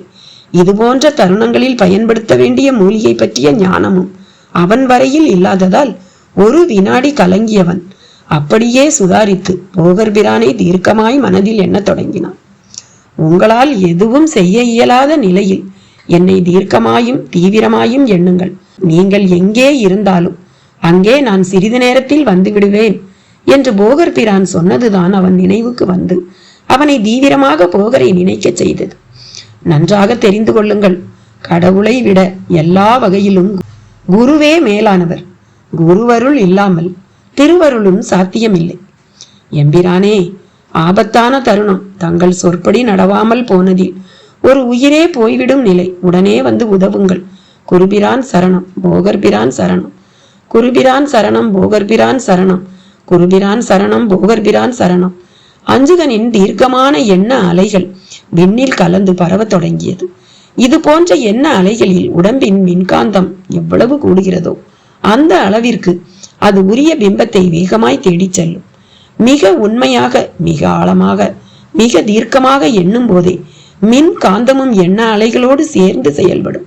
முயன்று பார்ப்போமே போன்ற பரிசோதனைகளில் மின்காந்தம் பெரிதாக கசிந்து பரவாது. அதற்கு மிகுந்த வேட்கை முக்கியம். பலரின் சாபங்கள் பலிப்பது இந்த மிகுந்த ஆழத்திலும் வேட்கையிலும் தான். வாழ்த்துக்கள் பலிப்பதும் இது போலத்தான். நம் மனதுக்குள் 1000 யானை சக்தியை நம் எண்ணங்களால் உருவாக்கி அதை பயன்படுத்தவும் முடியும். உலகின் மிகப்பெரிய சக்தி மனமே. மிக பலவீனமானதும் அதுவே. எண்ணும் எண்ணங்களில் இருக்கிறது பலமும் பலவீனமும் என்று போகர்பிரான் சொன்னதை அஞ்சுகன் செயல்படுத்தி கொண்டிருந்தான். சங்கனின் உடலில் நீலம் பாரிக்க தொடங்கி இருந்தது. உதட்டு பிதுக்களில் நுரை ததும்பி நின்றது. ஒரு பாம்பின் ஒரு துளி விஷம் 6 அடி உடலை, அதன் அற்புத பாகங்களை செயலிழக்கச் செய்யும் ஒரு விசித்திரம் அங்கே அரங்கேறி கொண்டிருந்தது. அஞ்சுகன் நீலம் பாரித்த உடம்பை காணவும் தீவிரமானான். அவன் அண்ட கோஷங்களில் பரவிய அதிர்வில் ஆங்காங்கே உள்ள சுரப்பிகளில் சூடு கண்ட பால் போல் ஒரு பொங்குதல். அதன் விளைவாய் உடம்பெங்கும் ரோமாஞ்சன சிலிர்ப்பு, விடைத்த முடிகளிடம் முள்ளின் கூர்மை, கன்ன கதுப்புகளில் நாடக திரை போல் அசைவு. நல்ல வேளையாக அஞ்சுகனை அதிகம் சோதிக்காதபடி. அஞ்சுகா, என்ன ஆயிற்று என்றபடியே போகர்பரான் அங்கே வந்ததுதான் விந்தை. அவர் கையில் ஒரு மரப்பேலை. அவர் வரவும் தியானிப்பு கலைந்த அஞ்சுகன் அருகில் கிடந்த சங்கனை காட்டவும் போகர் அவனை நெருங்கியவராய் அவன் மணிக்கட்டை பிடித்து நாடி துடிக்கிறதா என்று பார்த்தார். பின் மார்பில் காதை வைத்து பார்த்தவர் மிக வேகமாக நிமிர்ந்து படுத்திருந்த அவனை தூக்கி அமரச் செய்த நிலையில் ஒரு பாறை மேல் சாய்த்தார். அதே வேகத்தில் தன் மரப்பேலையை அருகில் வைத்துவிட்டு இடுப்பில் இருந்து 5 ரசமணி உருண்டைகளை எடுத்து சங்கன் இடையாடையோடு சேர்த்து கட்டியவர் சங்கனின் உச்சந்தலை முடி கச்சையை பற்றி வெடுக் வெடுக்கென்று 3 முறை இழுத்து முடித்தவராய் நாலாபுரமும் பார்த்ததில் ஒரு தாளம்புதர் இருந்து அவர் கண்களை விரிய செய்தது. சங்கன் அதிர்ஷ்டக்காரன் என்றபடியே அந்த தாளம்புதரை நெருங்கி கூரிய முட்களோடு அரை வட்டமாய் சூரிய கதிர் எழும்பி நிற்பது போல் விரிந்திருந்த தாளை மடல்களை பறிக்க முற்பட்டார். முன்னதாய் 3 முறை கைத்தட்டி அருகில் இருந்த ஒரு மர கொம்பை எடுத்து புதருக்குள் விட்டு ஓர் உலட்டு உலட்டினார். அடுத்த நொடி அதிலிருந்து இளம் பிஞ்சு நாகங்கள் 1க்கு 10 தெரித்து விலகி ஓடின. ஒரு சான் அளவு கூட இல்லாத அந்த நாகங்களும் படம் விரித்து சீர முற்பட்டதுதான் பெரும் விந்தை. அஞ்சுகன் இமைக்க கூட தோன்றாமல் உறைந்து போயிருந்தான். போகரோ அந்த குஞ்சுகளை லட்சியம் செய்யாமல் தான் பறித்த தாளை மடல்களின் கூரிய முள்பாகங்களை நகக்கண்ணால் வெட்டி உள்ளங்கை நிறைய அதன் முட்களை சேர்த்து கொண்டு அந்த முள்ளால் பின் கழுத்து மணிக்கட்டு பாதத்தில் கட்டை விரலுக்கு கீழான தாங்கும் பகுதி என்று பாகம் பாகமாய் முட்களை குத்தி நிற்க செய்தார். இறுதியாக தான் கொண்டு வந்திருந்த மரப்பேலையை திறந்து உள்ளிருந்து சல்லி வேர்கள் என்று ஒரு கொத்து போல் இருந்த வேர்க்கொத்து ஒன்றை எடுத்து சங்கன் தலைமேல் வைத்து மேலே கையை அழுத்தி பிடித்தார். அப்படியே அஞ்சுகன் இடுப்பில் இருந்த நெளிக்கட்டாரியை அவன் அனுமதியின்றி உருவி எடுத்து சங்கன் உடம்பின் அநேக பாகங்களை கீறியதில் இரத்தம் பீறிட்டு புரளாமல் சாந்து பதத்தில் செம்புழுக்கள் போல வடிவம் கொண்டு மெல்ல ஒழுகத் தொடங்கின. அஞ்சுகன் பார்த்து கொண்டே இருந்தான். போகர் தலையில் வைத்திருந்த கையை விலக்கி அந்த சல்லிவேர் கட்டையும் எடுத்து திரும்ப தன் மரப்பேலைக்குள் வைத்து கொண்டவராய் அஞ்சுகன் பக்கம் பார்த்தார். மிகவும் பயந்து விட்டாயா அஞ்சுகா என்று கேட்டார். ஆம் குருவே, நம்மை அரவப்படுத்துவதால் தான் பாம்புக்கு அரவம் என்று பெயர். சொல்ல போனால் பயத்தின் வடிவமே பாம்புதான். ஆம் குருவே, பிழைத்து விடுவான் அல்லவா? இம்மட்டில் அளிக்க வேண்டிய சிகிச்சை அவ்வளவையும் அளித்து விட்டேன். விஷமது மேலேறாமல் கீரிய பாகங்களில் இரத்தத்தோடு கலந்து வெளியேற நாடி துடிப்பும் சீராகி பின் இரத்த ஓட்டமும் சீராகி உயிர்காற்றும் போதிய அளவு கிடைத்து முகுளம் விழித்திட சங்கன் அரைக்கால் நாளிகைக்குள் எழப்போவது திண்ணம் என்றார். தாங்கள் தலையில் வைத்த அந்த கொத்தான வேர் என்ன குருவே? கேட்க வேண்டிய கேள்வியை கேட்டுவிட்டாய். அந்த பேழையில் இருப்பது சஞ்சீவி வேர். சஞ்சீவி என்றால் அழிவில்லாத ஜீவி, அதாவது உயிர் என்று பொருள். உச்சந்தலையில் கபால திறப்பின் வழிதான் உயிரானது செல்ல விளையும். ஞானியரிடம் இது சுலபமாய் நிகழும். அவர்கள் தங்கள் யோக சக்தியால் குண்டலினி யோக பயிற்சியால் கபாலத்தை வசீகர ஆற்றலோடு வைத்திருப்பார்கள். அந்த ஆற்றல் சக்தியை பாதுகாக்கவே சிகை வளர்த்து அதை கூம்பு வடிவில் ஆக்கி கலசம் போல் வடிவமைத்துக் கொள்கிறோம். சங்கனும் என் சீடன் எனும் வகையில் கூம்பு வடிவ சிகை கொண்டவன் என்பதால் அவன் கபாலமும் ஆற்றல் மிகுந்திருக்கும். எனவே உயிரானது இலகுவாக அதன் வழியே வெளியேற முற்படும். அதை தடுப்பதுதான் இந்த சஞ்சீவி வேரின் அரும் செயல். இது பூமியில் பெரிதாக விளைவதில்லை. இமயம்தான் இதன் உற்பத்தி தளம். அதீதமான குளிருக்கு நடுவில் சிறிய வெப்பத்தில் விளைவது இது. இதன் ரசாயன ஆற்றல் அசாதாரணமானது. ராமாயணத்தில் ஆயிரக்கணக்கான வானவர்களை பிரம்மாஸ்திரம் வீழ்த்திய போது இந்த மூலிகை தான் அவர்களை உயிர்ப்பிக்க செய்தது. இதன் ஆதி மூலத்தை தேடிய சித்த புருஷர்கள் பலர் ஆவர். ஆனால் இது எல்லோருக்கும் அவ்வளவு சுலபத்தில் கிடைத்து விடுவதில்லை. நானே இதை பெரும் தேடலுக்கு பின் அகத்திய முனிவரின் வழிகாட்டுதலில் தான் அடைந்தேன். இன்று இது சங்கனுக்கும் கை கொடுத்து விட்டது. இனி சங்கன் சஞ்சீவினி பட்டதால் சாகாவரம் பெற்றவர்களுக்கு இணையாவான் என்று போகர் பிரான் சொல்லும் போது சங்கனிடமும் அசைவு, மெல்லிய முனகல் சத்தம் வேறு. அஞ்சுகன் வேகமாக நெருங்கி சங்கா சங்கா என்று தோளை தொடவும் மெல்ல கண்களை மலர்த்தினான். அஞ்சுகா, நீ இரத்த கீறல்களுக்கு மருந்தான குப்பை திருமேனியை பறித்து அதன் சாற்றை பூசு. அந்த காயங்களும் விரைந்து ஆறட்டும். அப்படியே இந்த நாகதாளியையும் காலில் கட்டிக்கொள்ளுங்கள். இனி என் பேச்சை எந்த காலத்திலும் மறவாது பின்பற்றும் ஒரு உறுதியான நிலைப்பாட்டிற்கும் வாருங்கள் என்ற போகர் அதே மரப்பேழையில் இருந்து சில வேர் வளையங்களை எடுத்து நீட்டவும் முதல் காரியமாக தான் அணிந்து கொண்டு சங்கனுக்கும் அணிவித்ததோடு வயல் வரப்பை ஒட்டி சிறு பூக்களோடு தழைத்து வளர்ந்திருந்த குப்பை திருமேனி செடியை வணங்கிவிட்டு பறித்து அதை உள்ளங்கையில் வைத்து கசக்கி கீறல்கள் மேல் சாற்றி நெய்விட்டான். மறுபடியும் தாளம்பூ முட்களை போகரும் நீக்கினார். அஞ்சுகனிடம் இப்போது மேலும் ஒரு கேள்வி. குருபிரானே, நாகம் எதனால் இந்த வேரை கண்டு அஞ்சுகிறது என்று நான் அறியலாமா என்று கேட்டான். இதுவும் நல்ல கேள்விதான். இந்த வேர் பெரிதாக எந்த வாசமும் இல்லாததுதான். அதே சமயம் இதற்கும் ஒரு ஒளியுடம்பு உண்டு. நாகம் நோக்கிடும் மற்ற தாவரங்களில் இல்லாத அந்த ஒளி இந்த நாகதாளி வேர் மேல் ஒளிர்ந்தபடியே இருக்கிறது. எனவேதான் நாகங்கள் இதை தீயென கருதி பின்வாங்குகிறது. நம் கண்களுக்கு ஏன் அந்த ஒளி புலனாவதில்லை குருவே? பல காரணங்கள் அதற்கு உண்டு அஞ்சுகா.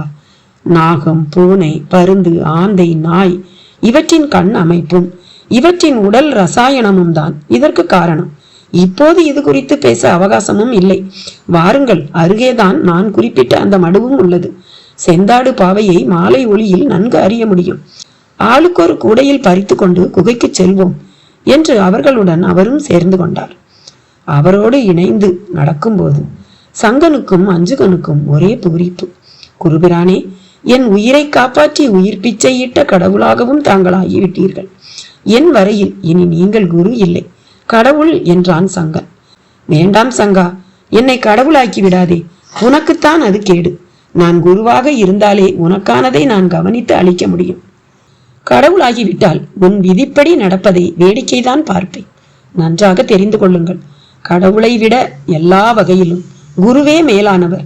குருவருள் இல்லாமல் திருவருளும் சாத்தியம் இல்லை. பேசிக்கொண்டே மலையடிவாரத்து புல் பொதிந்த பாறைகளில் நடந்தனர். மடுவும் கண்ணில் பட்டது. பன்னீராய் தண்ணீர், உள்ளோட்டத்தில் ஏராளமான கயல்கள். மடுவின் ஒரு பாகத்தில் தாமரைகள் மலர்ந்து மொட்டவிழ்ந்து இருந்தன. சில தாமரை இதழ்கள் உதிர்ந்து இலைகள் மேல் கிடந்தன. அதை பார்க்கையில் அந்த மடுவே அர்ச்சிக்கப்பட்டது போல் இருந்தது. மடுக்கரை முழுக்க பலவிதமான தாவரங்கள், நீர்க்கொடிகள். அதில் போகர்பிரான் செந்தாடு பாவையை ஒரு பாறையொட்டி கண்டறிந்தார். ஓ, அதோ அதுதான் செந்தாடு பாவை. சேர்ந்தாடு பாவை என்றும் கூறுவர். இது மனித நடமாட்டமில்லாத இடத்தில்தான் பெருகும். அருகில் நாம் செல்ல செல்ல அசைந்து அசைந்து எதிர்ப்பை தெரிவிக்கும் பார் என்றார். அதே போல அதன் அருகில் செல்ல செல்லவே பருத்தி இலை போல முக்கூம்பாய் இருந்த அதன் இலைகள் ஆட ஆரம்பித்தன. கை நீட்டவும் என்னை தொடாதே என்பது போல் பின்னே சென்றபடியே இருந்தது. சங்கன் அஞ்சுகன் இருவரிடமும் பேராச்சரியம். இது தாவரமா இல்லை உயிரினமா என்று. அந்த நாகத்தின் சீற்றமும் அதன் நீண்ட குழல் உடம்பும் கருமணி போன்ற விழிகளில் வெறிப்பும் திவ்ய பிரகாஷின் வயிற்றில் அமிலத்தை பீரிடச் செய்தது. திறந்த பெட்டியை மூடிவிட்டு கைகளை கட்டிக்கொண்டு பயத்தோடு பார்த்தார். ஒரு புறம் அனிச்சையாக பயம் ஏற்பட்ட போதிலும் யோகிகளுக்கே உண்டான விழிப்பும் அந்த யோக சக்தியும் அவரை தைரியமாக அந்த பாம்பை உற்று நோக்க வைத்தன. ஜன்னல் கம்பிகளை வளைத்திருந்த அந்த நாகமும் அங்கிருந்து சீறிக்கொண்டே வந்து பெட்டியின் மேல் ஏறி சிம்மாசனத்தில் அமர்ந்த ராஜா போல் அமர்ந்து கொண்டது. திவ்ய பிரகாஷ் மெல்ல கைகளை கூப்பத் தொடங்கினார். அப்படியே மனிதர்களிடம் பேசுவது போலவே அதனிடம் பேசவும் தொடங்கினார். அது வடிவில்தான் பாம்பு, மற்றபடி அது ஒரு தெய்வ சக்தி என்பதோடு அவரின் யோக புலன்களுக்குள் பிரம்மாண்ட ராஜ உடையார் என்கிற பெயரும் எதிரொலித்தது. உடையார், பிரம்மாண்ட ராஜ உடையார், மகத்தான சித்த யோகி நீங்க. எதுக்கு இந்த சர்ப வடிவம்? இந்த பெட்டிக்கு காவல் காக்கவா என்று அவர் கேட்க பதிலுக்கு பாம்பிடமும் சீற்றம். நான் தப்பான நோக்கத்துல இந்த பெட்டியை திறக்கல. இந்த லிங்கம் பற்றி நானும் கேள்விப்பட்டிருக்கேன். போகர்பிரான் நவபாசானத்தால செய்த முதல் தெய்வ சொரூபம். இதை என் மடி மேல வச்சு 1 மணி நேரம் நான் தியானிச்சாலும் போதும். என் ஆத்ம சக்தி அளப்பரிய சக்தியா மாறி நான் இந்த உலகத்துக்கே வழிகாட்ட முடியும். அதோட எந்த நோய் நொடியும் இல்லாம சாகும் வரை கண் பார்வை குறைபாடும் இல்லாம வாழ முடியும். அதுக்காகத்தான் இதை திறந்தேன் என்ற அவர் விளக்கம் எதனாலோ அந்த நாகத்தை மிகவே சீரச் செய்தது. கோபப்பட வேண்டாம். நான் யோக கலையை காசுக்கு விற்கிற ஒரு கார்பரேட் சாமியார் இல்ல. மெய்யான ஆன்மீக நாட்டமும் யோக ரகசியங்கள் மேல பெரிய ஈடுபாடும் கொண்ட ஒருத்தன். பாரதி என்ன சந்திச்சுட்டு போன நொடி உங்களை பத்தி, இந்த பொட்டி, அப்புறம் இந்த லிங்கம் பற்றி எல்லாம் தெரிஞ்சுக்கிட்டேன். அந்த நொடியில தான் நான் கத்து வச்சிருக்கிறதெல்லாம் எவ்வளவு அல்பம்னு தெரிய வந்தது. எந்த பாடுபட்டாவது இந்த லிங்கத்தை தரிசனம் பண்ணவும் பூஜிக்கவும் ஆசை ஏற்பட்டது. இதை ஒரு முறை பூஜிக்கிறதும் ஒருத்தன் ஒரு சிவாலயத்தை 1,00,000 முறை சுத்துறதும் ஒண்ணுன்னா இது எவ்வளவு மகத்துவம் உள்ளதா இருக்கணும். அதனாலதான் யாருக்கும் எந்த பாதிப்பும் இல்லாதபடி, அதே சமயம் யாருக்கும் தெரியாதபடி இந்த பெட்டியை திறந்தேன். ஆனா உங்களை கொஞ்சம் கூட நான் எதிர்பார்க்கல. திவ்ய பிரகாஷின் விளக்கத்தை நான் கேட்க விரும்பவில்லை என்பது போல அந்த நாகம் சீற்றமாய் சீறியது. அப்போது யாரோ உள்ளே வருவது போல் சத்தம். திரும்பி பார்த்தார். அவரது கார் டிரைவர் வந்து கொண்டிருந்தான். அவன் கண்களிலும் பீதி. ஏய், நீ எங்க வர? போய் கார்ல இரு, நான் இப்ப வந்துடுறேன் என்றவரை கடந்து அவனும் பெட்டியையும் நாகத்தையும் பார்த்தான். அதன் சீற்றம் அவனையும் மிரட்டி நிற்க வைத்தது. அவனை பார்த்தவர் போயா, வரேன், போ என்றார். அந்த நாகமும் போகிறாயா இல்லையா என்பது போல் பெட்டியை விட்டு கீழே இறங்கியது. திவ்ய பிரகாசுக்கு தெளிவாக புரிந்துவிட்டது தன் விருப்பத்துக்கு அங்கே அனுமதி இல்லை என்று. ஏமாற்றமாகவும் இருந்தது. என் கர்மாவுல இப்ப இடம் இல்லையா? நான் இதை தரிசிச்சா என்ன குறைஞ்சிடும்? பொருளை திருடினாதான் பாவம். அருளை திருடுறதுல என்ன தப்பு? வடக்கே கபீர்தாசர் அப்படித்தானே குருவருளை அடைஞ்சாரு. நான் அடையக்கூடாதா? பின்னே சில அடிகள் சென்று நின்று கொண்டு வாதம் புரிபவர் போல் பேசி பார்த்தார். நாகம் தொடர்ந்து முன் சென்று சீரவும், சரி போயிடுறேன் உடையார், போயிடுறேன். ஆனா இதை நான் என் மடி மேல வச்சு ஜென்ம சாபல்யம் அடையாம விட மாட்டேன். இதை வச்சே போகர் பிரானையும் தரிசிப்பேன். என்னோட இந்த பிறப்பும் லட்சியமும் நோக்கமும் இப்ப இது மட்டும்தான் என்றபடியே வெளியேற தொடங்கினார். நாகமும் வாசல் வரை சென்று ஒரு வாக்கிங் ஸ்டிக் தரை மேல் நிற்பது போல் நிமிர்ந்து நின்று பார்த்துவிட்டு திரும்ப பெட்டியிடம் சென்றது. முத்துலட்சுமியோ அடைக்கலம்மாவோ மருதமுத்துவோ யாரும் எழுந்திருக்கவே இல்லை. அதனால் என்ன, நான் இருக்கிறேன் என்பது போல பெட்டியின் மேல் ஏறி அமர்ந்து கொண்டது அந்த நாகம். ஹாஸ்பிட்டல். ஒரு டாக்டர் பட்டாளமே ராஜா மகேந்திரனை பரிசோதித்து முடித்ததோடு கூடி பேசியபடியே இருந்தனர். அவர்களில் ஒரு டாக்டர் நெற்றியில் விபூதி குங்குமம் எல்லாம் வைத்திருந்தார். அவர் மட்டும் விலகி பாரதி அரவிந்தனை நோக்கி வந்தார். கூடவே ஜோதிடர் நந்தா கணேசபாண்டியனும். நீங்க தானே MP sir family? Yes doctor. அப்பாக்கு இப்ப எப்படி இருக்கு கேட்டாள் Bharathi. Really is it a very big miracle. அவருக்கு இனி எந்த ஆபத்தும் இல்லை. ஹார்ட் பீட், கிட்னி, பான்கிரியாஸ் எல்லாமே ஃபங்க்ஷன் பண்ண தொடங்கிடுச்சு. ஹார்ட் பீட், டெம்பரேச்சர்னு எல்லாமே வெரி நார்மல். ஆக்சிஜன் இல்லாமலே சார் நார்மலா இருக்கார். எங்க மெடிக்கல் ஹிஸ்டரியில எப்பவாவது இப்படி அதிசயங்கள் நடக்கும். எங்களுக்கும் இந்த மாதிரி அதிசயங்கள் தான் பெரிய ஆப்பு. இல்லைன்னா நாங்களும் சும்மா இருக்க மாட்டோமே. நாங்க தான் நடமாடும் கடவுள்னு டிக்ளரே பண்ணிடுவோமே. அவர் வேடிக்கையாகவும் பேசினார். Thank you doctor, thank you so much.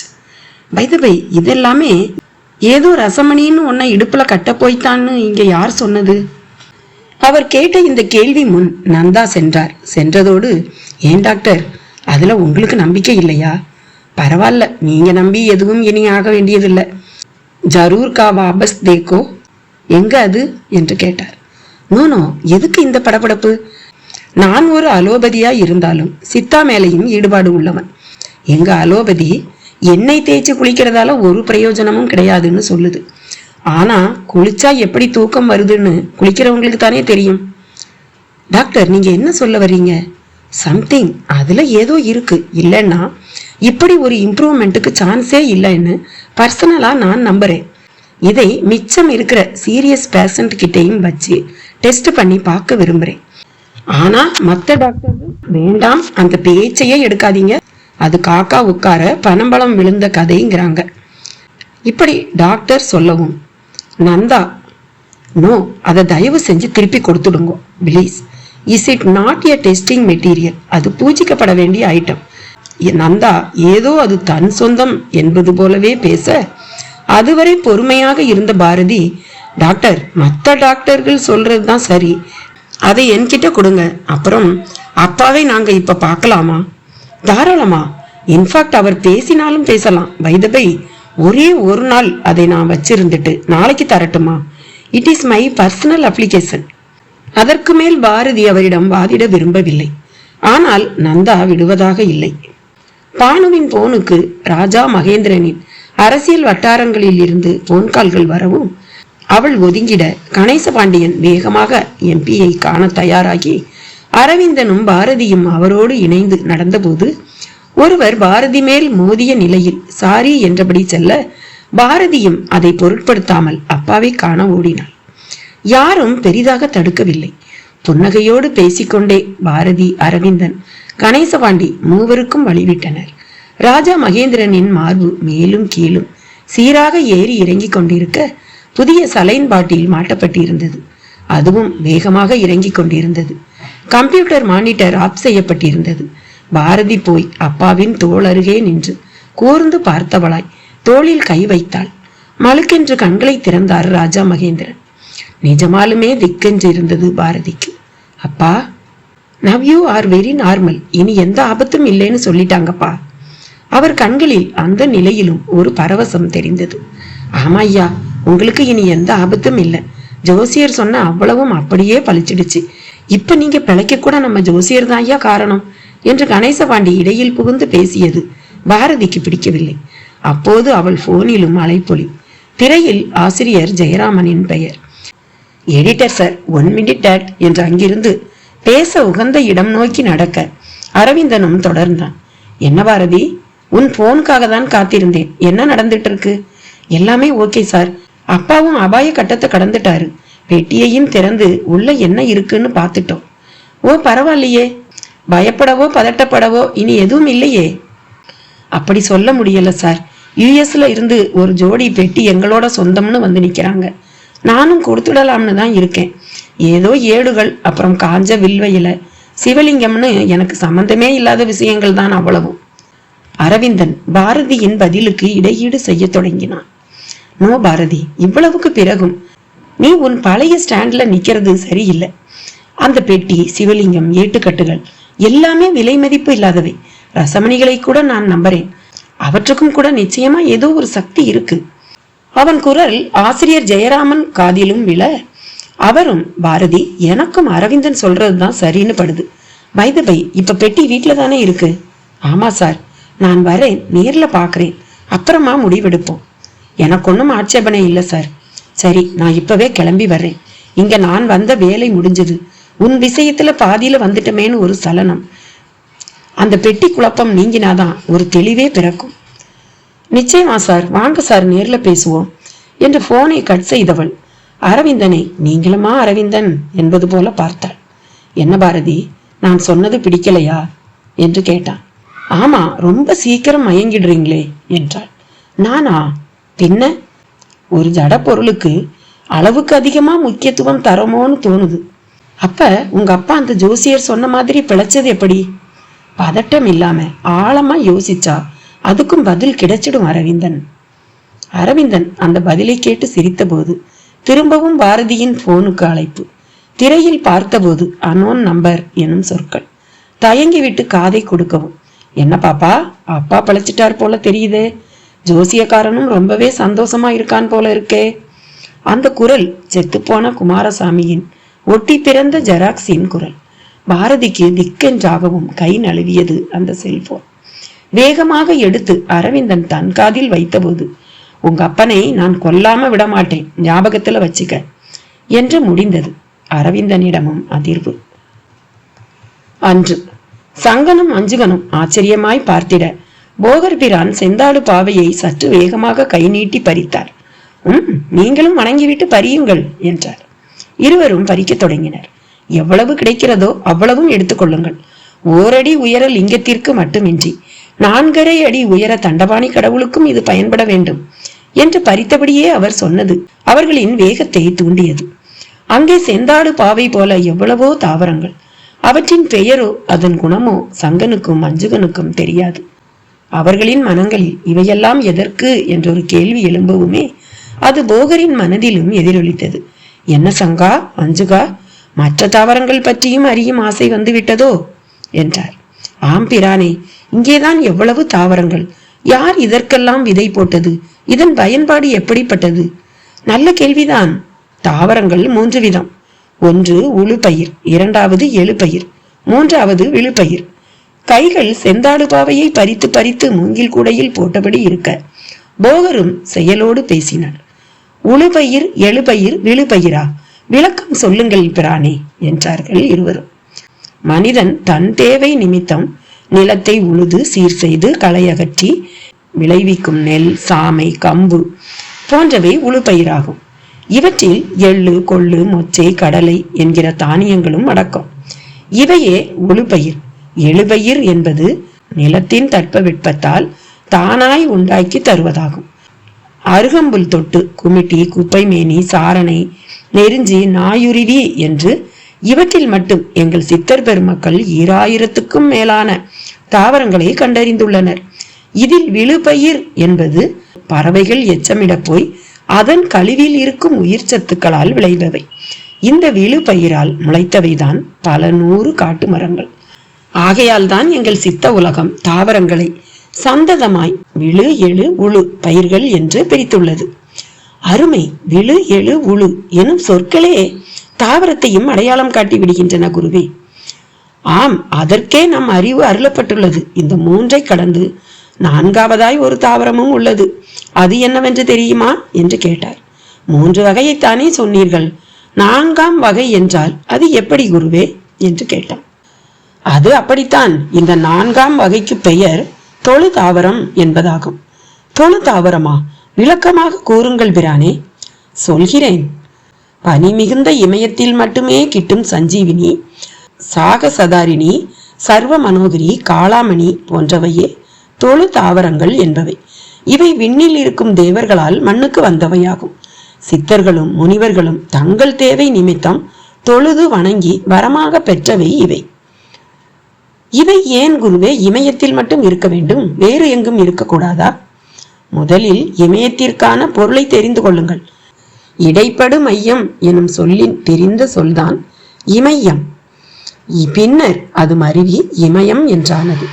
பூமியிலும் அகண்ட விண்ட பாகத்தில் வடக்கு தெற்கு எனும் 2 திசைகளும் மேல் கீழாய் இருக்க, கிழக்கு மேற்கு எனும் 2 திசைகளும் இடவலமாய் இருக்க, பூமியின் மையத்தில் உயர்ந்து எழுந்து நிற்பதே இமயமலையாகும்.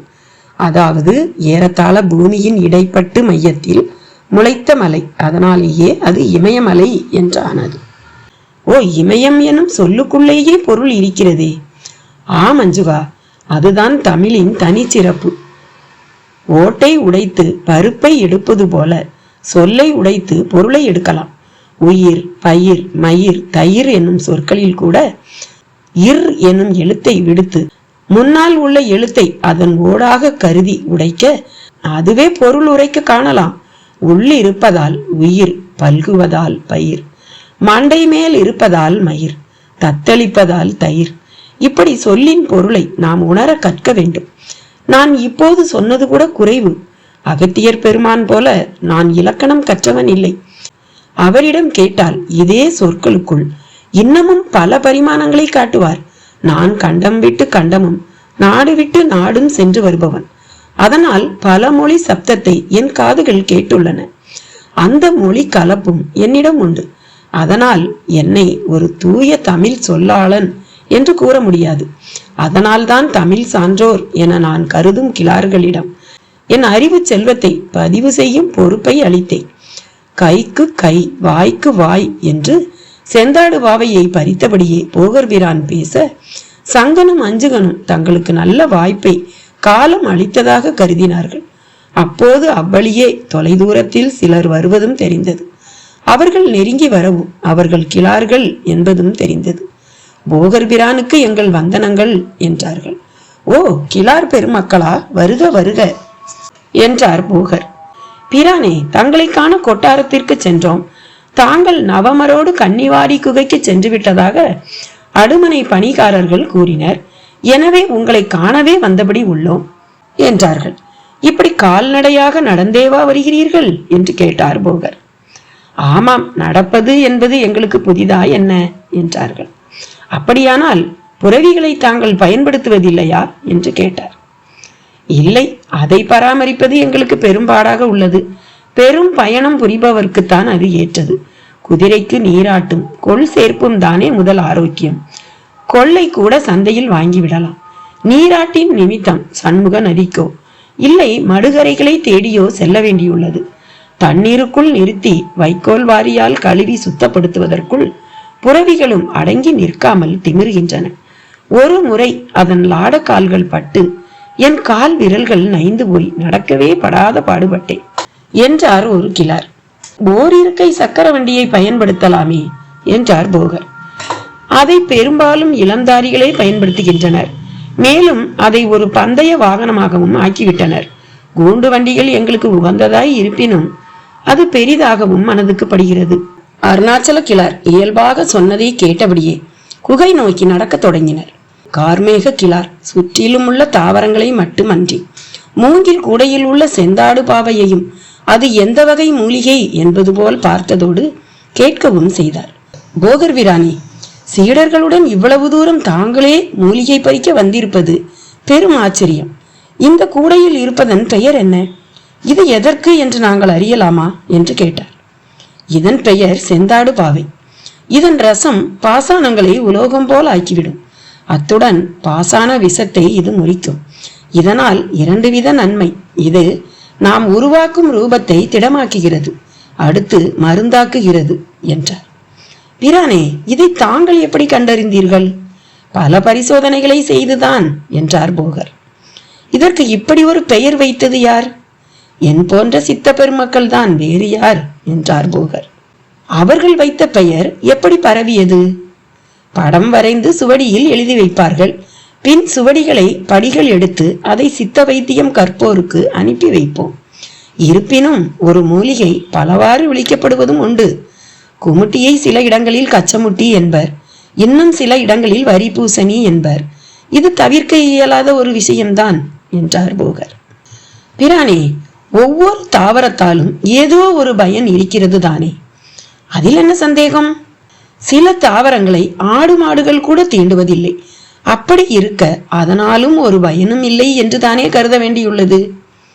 நாம் கசப்புணவை ஒதுக்குவது போல விலங்குகளும் தனக்கு பிடிக்காததை ஒதுக்கி விடுகின்றன. ஆனால் அதிலெல்லாம் மருத்துவ குணம் மிகுதி. அது விலங்குகளுக்கு புரிய வழி இல்லை. ஆனால் நாம் அப்படி அல்லவே, கசந்தாலும் மருந்தாக பயன்படுத்துகிறோம் அல்லவா? உலகில் பயனில்லாத தாவரம் என்று ஒன்று இல்லவே இல்லை. நமக்கு பயன்படுத்த தெரியவில்லை என்பதுதான் அதன் உண்மை. அருகம்புல்லுக்கு கூட ஒரு தனி சக்தி உண்டு. 2 மண் உருண்டைகளை எடுத்துக்கொண்டு அதில் ஒன்றில் அருகம்புல்லை பிடுங்கி நட்டும், ஒரு உருண்டையை நாம் எதுவும் செய்யாமல் பூச்சிகளும் வண்டுகளும் மிகுந்த இடத்தில் போட்டு வைக்கும் போதுதான் அருகம்புல்லின் சக்தி தெரியும். அந்த உருண்டையை எந்த ஒரு பூச்சியும் எதுவும் செய்யாது. புல் நடவாத உருண்டையை வண்டுகள் உருட்டி இருக்கும். போகரின் விளக்கத்தால் வியந்தவர்கள் கண்ணில் பட்ட மலையை காட்டி அதன் சரிவுகளில் அடர்த்தியாக வளர்ந்திருக்கும் மரங்களையும் காட்டி, இந்த மரங்களை இதன் அருகே சென்று வெட்ட வழியே இல்லை. இவை வளர்ந்த இடத்திலேயே சில காலம் இருந்துவிட்டு பெருமழையிலோ இல்லை காற்றிலோ விழுந்தால் மட்டுமே இதற்கும் அழிவு. அப்படி இருக்க இவற்றால் கூட ஒரு பயன் உண்டு என்பதை எப்படி அறிய முடியும் என்று கேட்டனர். இதுபோல பசும் காடுகள் கொண்ட மலைகளை எங்கள் சித்த உலகில் அமிர்தகிரிகள் என்று சொல்லுவோம். இங்கே அமிர்தம் என்று நாங்கள் கூறுவது மலையை. இவைதான் மலையை தருகின்றன. இதுபோல் இல்லாத கற்களும் பாறைகளுமான மலைகளை கரடுகள் என்போம். கரடுகளால் வெப்பம் மிகும், அமிர்தகிரிகளால் மழை மிகும். அதே சமயம் வெப்பம் மிகுந்த கரடுகளில்தான் பிரண்டை முதல் கண்டங்கத்திரி வரையிலான உஷ்ண ஆதிக்க மூலிகைகள் விளையும். பூமியில் பயனில்லாத நிலப்பரப்பு என்றோ தாவரம் என்றோ ஒன்றும் இல்லவே இல்லை. ஒரு புல் விளையாத தரிசு நிலம் கூட புவியீர்ப்பு விசை சமன்பாட்டையும் தட்ப வெட்ப நிலையை சமன் செய்யும் வினையையும் செய்தபடிதான் உள்ளது. போகர் பிரான் சொல்ல சொல்ல அவர் ஒரு கலை களஞ்சியம் என்றே கிளார்களும் அந்த 2 சீடர்களும் கருதினர். எந்த கேள்வியை கேட்டாலும் அதற்கொரு தெளிவான பதிலை காரண காரியங்களோடு அவர் அளிப்பதில் அவர்களுக்கெல்லாம் பிரமிப்பும் கூட. அதை அஞ்சுகன் வெளிப்படுத்தவும் செய்தான். பிரானே, தங்களின் பறந்து விரிந்த இந்த உலக ஞானம் எங்களை பிரமிப்பில் ஆழ்த்துகிறது. இதற்கு காரணம் தங்கள் தவமா, கல்வியா, இல்லை வேறு எது என்று அவன் கேட்ட கேள்வியின் பொருட்டு நடந்தபடியே இருந்த போகர் ஒரு வினாடி நின்றார். பின் புன்னகையோடு, எல்லாவற்றுக்குமே ஒரு பங்கு உண்டு அஞ்சுகா, ஆனால் மூல காரணம் குருபக்தியே என்றார். குருபக்தி கடவுள் பக்தியை விட மேலானதா குருவே என்று கேட்டான். ஆம் என்றார் போகர். நம்ப முடியாத பதிலாக இருக்கிறதே என்றான் அஞ்சுகன். உன் பதில்தான் நீ எப்படிப்பட்ட சிந்தனை வளம் உடையவன் என்பதை காட்டும். அந்த வகையில் நீ நிறைய ஆழம் காண வேண்டும் சீடனே என்றார். அப்போது வேல்மணி கிழார் இடையிட்டார். பிரானே, குருதான் பெரியவர் என்றால், கடவுள் கூட அவருக்கு அடுத்தே என்றால், குருநாதர்களுக்கு அல்லவா கோயில்கள் கட்டப்பட்டிருக்க வேண்டும். ஆனால் அப்படி தெரியவில்லையே என்றார். நல்ல கேள்வியைத்தான் கேட்டுள்ளீர்களாரே. குருநாதர்களுக்கும் கோயில்கள் உண்டு. அவை ஜீவ சமாதி என்றும் அதிஷ்டானம் என்றும் பிருந்தாவனம் என்றும் அழைக்கப்படுவதாகும். இந்த குருநாதர்கள் நமக்கு கிடைக்கவே ஆலயங்கள் தான் காரணம். ஆலயங்கள் அனைவருக்கும் ஆனவை. ஆனால் குரு என்பவர் அவரை அண்டியிருக்கும் சீடனுக்கு மட்டுமே கடமைப்பட்ட ஒருவர் ஆவார். யாரும் எடுத்த எடுப்பில் குருவை இனம் காண முடியாது. அதற்கு அடிப்படை இறைபக்தி. அதை வளர்க்க காரணமானவை ஆலயங்கள் தான். எனவே இறைபக்தியில் இருந்துதான் குருபக்தியை அடைகிறோம். குருபக்தியை அடைந்த நிலையில் தனியே இறைபக்தி தேவையில்லை, இருந்தால் தவறும் இல்லை. இப்படி பேசியபடியே குகையை வந்து அடைந்தனர். போகர்பிரான் தனித்து வந்திருந்தால் மேகமணி குளிகை மூலம் பறந்தே வந்திருப்பார். சீடர்களுடனும் கிளார்களுடனும் வந்ததால் நடந்தே வந்தார். வந்த உடனேயே செந்தாடுபாவை இலைகளை பிரித்து இரு கைகள் நடுவில் வைத்து கசக்கி சாறு விழிய தயாரானார்.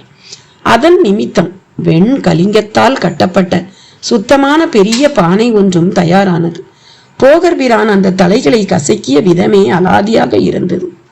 இலை சாறு கசிந்து ஒழுகி கலிங்கத்தில் கசடு தேங்கிட ரசம் பானையை நிரப்பத் தொடங்கியது. இன்று அதிர்ந்த அரவிந்தன், ஏய் மிஸ்டர், யார் நீ? நேர்ல வா, இது என்ன போன்ல முதுகுக்கு பின்னால மிரட்டிக்கிட்டு என்று அவனுக்கு ஒரு பதில் தந்தான்.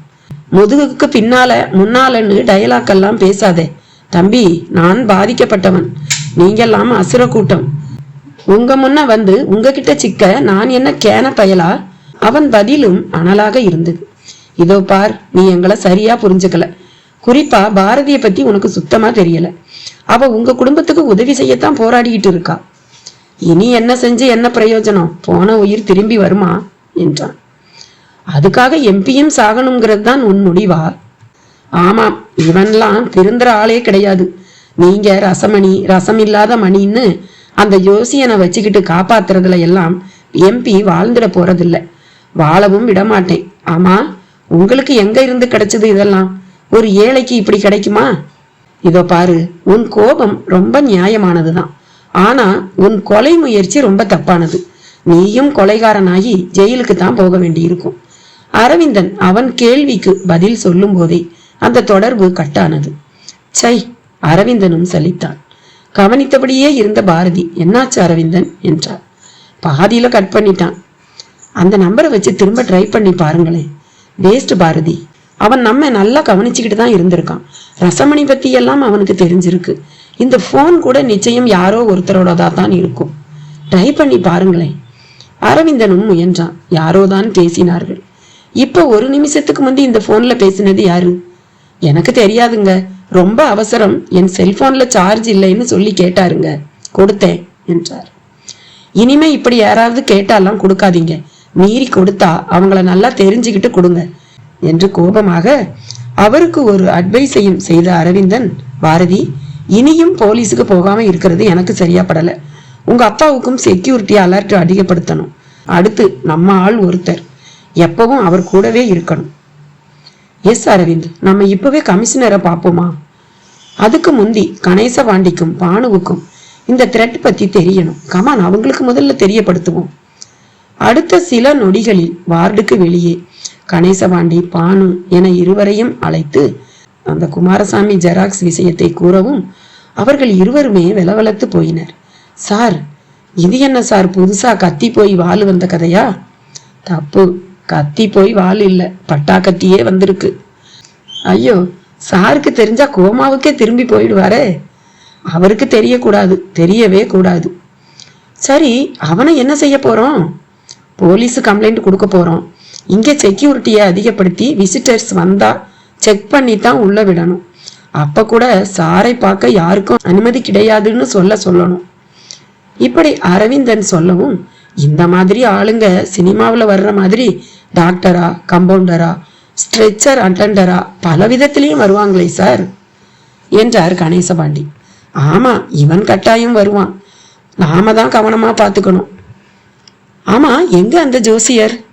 சார் கிட்ட கதை விட்டுக்கிட்டு இருக்காரு. இனிமே உங்களுக்கு யோகம்தான், கண்டமெல்லாம் கழிஞ்சிடுச்சுன்னு சும்மா அளந்து விட்டுக்கிட்டு இருக்காரு. என்ன கணேசபாண்டியன், அவரால் தான் சார் உயிர் பிழைச்சாருன்னு இப்பதான் பெருமையா சொன்னீங்க. இப்படி பால்ட்டி அடிச்சிட்டீங்க. அதுவும் உண்மைதானே சார்.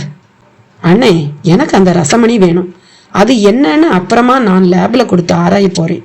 அதை ஒரு அறிவியலா தான் நான் பார்க்கிறேன். அதை ஜோசியர் தான் எடுத்துக்க பாக்குறாரு. நாம அதுக்கு இடம் கொடுத்துடக்கூடாது என்றாள் பாரதி. சரிங்க பாப்பா, அதை நான் பார்த்துக்கிறேன், நீங்க கவலைப்பட வேண்டாம். இப்ப நாங்க நேரா கமிஷனரை பார்த்து கம்ப்ளைண்ட் கொடுத்துட்டு வீட்டுக்கு போயிட்டு வரோம். பாட்டி வேற கேட்டுட்டே இருக்காங்க. நான் திரும்ப வரும்போது அவங்கள கூட்டிட்டு வரேன் என்ற பாரதி புறப்படும் முன் ஒரு பார்வை பார்த்திட திரும்பி ராஜா மகேந்திரன் படுக்கை நோக்கி சென்றாள். ஜோதிடர் அளந்து கொண்டிருந்தார். ஜி, நீங்க அடுத்த வருஷம் இதே நாள் சென்ட்ரல் மினிஸ்டரா இல்லாட்டி நான் என் பேரை மாத்தி வச்சுக்கிறேன். எல்லாம் கச்சிதமா நடந்துட்டு வருது. பாரதி, அரவிந்தன், கணேசபாண்டியன், பானு என்று நால்வரும் வரவும் ஜோதிடர் நந்தா அளப்பை நிறுத்தி கொள்ள ராஜா மகேந்திரன் கண்மணி பாப்பாவை மட்டும் உருட்டி அவர்களை பார்த்தார். அப்பா, இப்ப நீங்க பெட்டரா ஃபீல் பண்றது நல்லா தெரியுது. நான் போய் பாட்டியை கூட்டிட்டு வரேன். அவங்க துடிச்சிட்டு இருக்காங்க. உங்களை இப்ப பார்த்தா அழுதுடுவாங்க என்றாள் பாரதி. அதே சமயம், நோ ப்ராப்ளம், நீங்க போய் தாராளமா கூட்டிட்டு வாங்க. இனி நம்ம எம்பிஜிக்கு எந்த ஆபத்தும் இல்லை என்று ஜோதிடர் கூறவும் ஒரு முறை முறைத்தாள் பாரதி. அப்படியே பானுவை அழைத்து மெல்ல விலகியபடியே, உன் ஜோசியர்கிட்ட அந்த குமாரசாமி பிரதர் பத்தி மெதுவா சொல்லு. நான் வேண்டாம்னாலும் நீ சொல்வேன்னு எனக்கு தெரியும். ஆனா அப்பாவுக்கு மட்டும் எதுவும் தெரியக்கூடாது. Be careful. அது மட்டும் இல்ல, உங்க 2 பேரை நம்பித்தான் நான் போறேன். தப்பா எது நடந்தாலும் சரி, சும்மா விடமாட்டேன் என்ற பாரதியின் அந்த சும்மா விடமாட்டேனில் ஒரு உணர்ச்சி முறுக்கு. அடுத்து சீப் டாக்டர் முன் சென்று நின்றவள் அவரிடமும் கூறி சிசிடிவி கேமராவில் ஒருத்தர் நிரந்தரமாக கண்காணித்தபடி இருப்பதோடு ஆஸ்பத்திரிக்குள் தொடர்பில்லாத நபர்கள் நடமாட உடனே தடை விதிக்கும்படியும் சொல்லிவிட்டு அரவிந்தனுடன் புறப்பட்டாள். காருக்குள் அரவிந்தன் காரை செலுத்தியபடியே பேசினான். பாரதி, போலீஸ் கம்ப்ளைண்ட் கொடுக்கறதோட நாம் அந்த குமாரசாமி வீட்டுக்கு போக போறத பத்தியும் வேகமா முடிவு செய்யணும் என்றான். நிச்சயமா அரவிந்த், அதுக்கு முந்தி நம்ம எடிட்டரை கலந்துக்கிறதும் நல்லதுன்னு நினைக்கிறேன் என்றாள் பாரதி. அவர் இப்ப வரேன்னு சொல்லி இருக்காருல்ல? ஆமா, கொஞ்சம் வேகமா போங்க. இந்த டிராபிக்ல காரை நகர்த்துறதே பெரிய விஷயம் பாரதி. இதுல பாரு, ஆட்டோமொபைல் இண்டஸ்ட்ரியே சரிஞ்சு கார் விற்பனை அப்படியே பாதிக்கு பாதி குறைஞ்சு போச்சுன்னு புலம்பல் வேற. சரிவுல இருக்கும்போதே இந்த டிராபிக் நிமிர்ந்தா என்ன ஆகும்னு யோசிச்சு பாரு. அரவிந்தன், இப்ப எந்த உலக விஷயத்தையும் பேசுற நிலையில நான் இல்லை. எனக்கு இப்ப என் அப்பாவை விட பெரிய விஷயம் அந்த குமாரசாமி விஷயம்தான். அவங்க காலில் கையில விழுந்தாவது பிரச்சனையோட தீவிரத்தை குறைக்கணும், அவனையும் பிடிக்கணும். எல்லாம் நல்லபடியா நடக்கும் பாரதி. நாம சரியான திசையில தான் போயிட்டு இருக்கோம். அதே சமயம் என் மனசெல்லாம் இப்ப அந்த பெட்டி மேலதான் இருக்கு. அதைத்தான் அந்த சாந்த பிரகாஷ், அதானே அவர் பேரு, எஸ் சாந்த பிரகாஷ் சாருபாலா, அவங்க கிட்ட பெட்டியை கொடுத்து முதல்ல அந்த குழப்பமான மேஜிக்ல இருந்து வெளியே வரணுங்கிறது தான் என்னோட விருப்பம். அரவிந்த், நீ இப்படித்தான் சொல்வேன்னு எனக்கு தெரியும். ஆனா இனிதான் நமக்கு நிறைய த்ரில்லான எக்ஸ்பீரியன்ஸ் காத்திருக்கிறதா எனக்குள்ள ஒரு குரல் சொல்லிக்கிட்டே இருக்கு பாரதி. என்ன சொல்றீங்க அரவிந்த்? இதுக்கு மேல ஒரு த்ரில்லிங் எக்ஸ்பீரியன்ஸா? எஸ், சமீபமா அந்த பாம்பும் எங்க போச்சுன்னு தெரியல பாத்தியா? அதை யோசிச்சியா? நீங்க என்ன அந்த பாம்பை அந்த பெட்டியோட எஸ்கார்டாவே முடிவு பண்ணிட்டீங்களா? இல்லையா பின்ன? நோ, என்னால அப்படியெல்லாம் நினைக்க முடியல. கோழி குஞ்சுகள் அதிகம் வளர்ற இடத்துக்கு இறை தேடி பாம்புகள் வர்ற மாதிரி அந்த பெட்டியோட விபூதி வாசம் இல்ல சம்திங் வேற ஏதாவது பிசிக்கல் ரீசன் இருக்கலாம் இல்லையா? இன்னுமா உனக்கு மிஸ்ட்ரி மேல நம்பிக்கை வரல? மிஸ்ட்ரினாலே பொய் தானே அரவிந்த், இல்லைன்னா இல்லூஷன், தட்ஸ் ஆல்.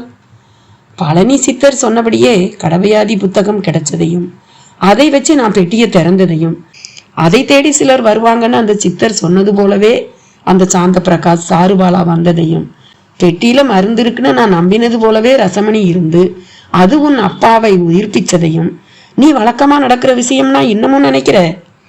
காரை ஓட்டிக்கொண்டே அரவிந்தன் கோர்வையாக கேட்ட கேள்வி பாரதியை குழப்பிய அதே நேரம் கச்சிதமாய் போனில் அழைப்பொலி. திரையில் ஆசிரியர் ஜெயராமன் பெயர். Yes sir. என்னம்மா பங்களாவுக்கு வந்துட்டியா?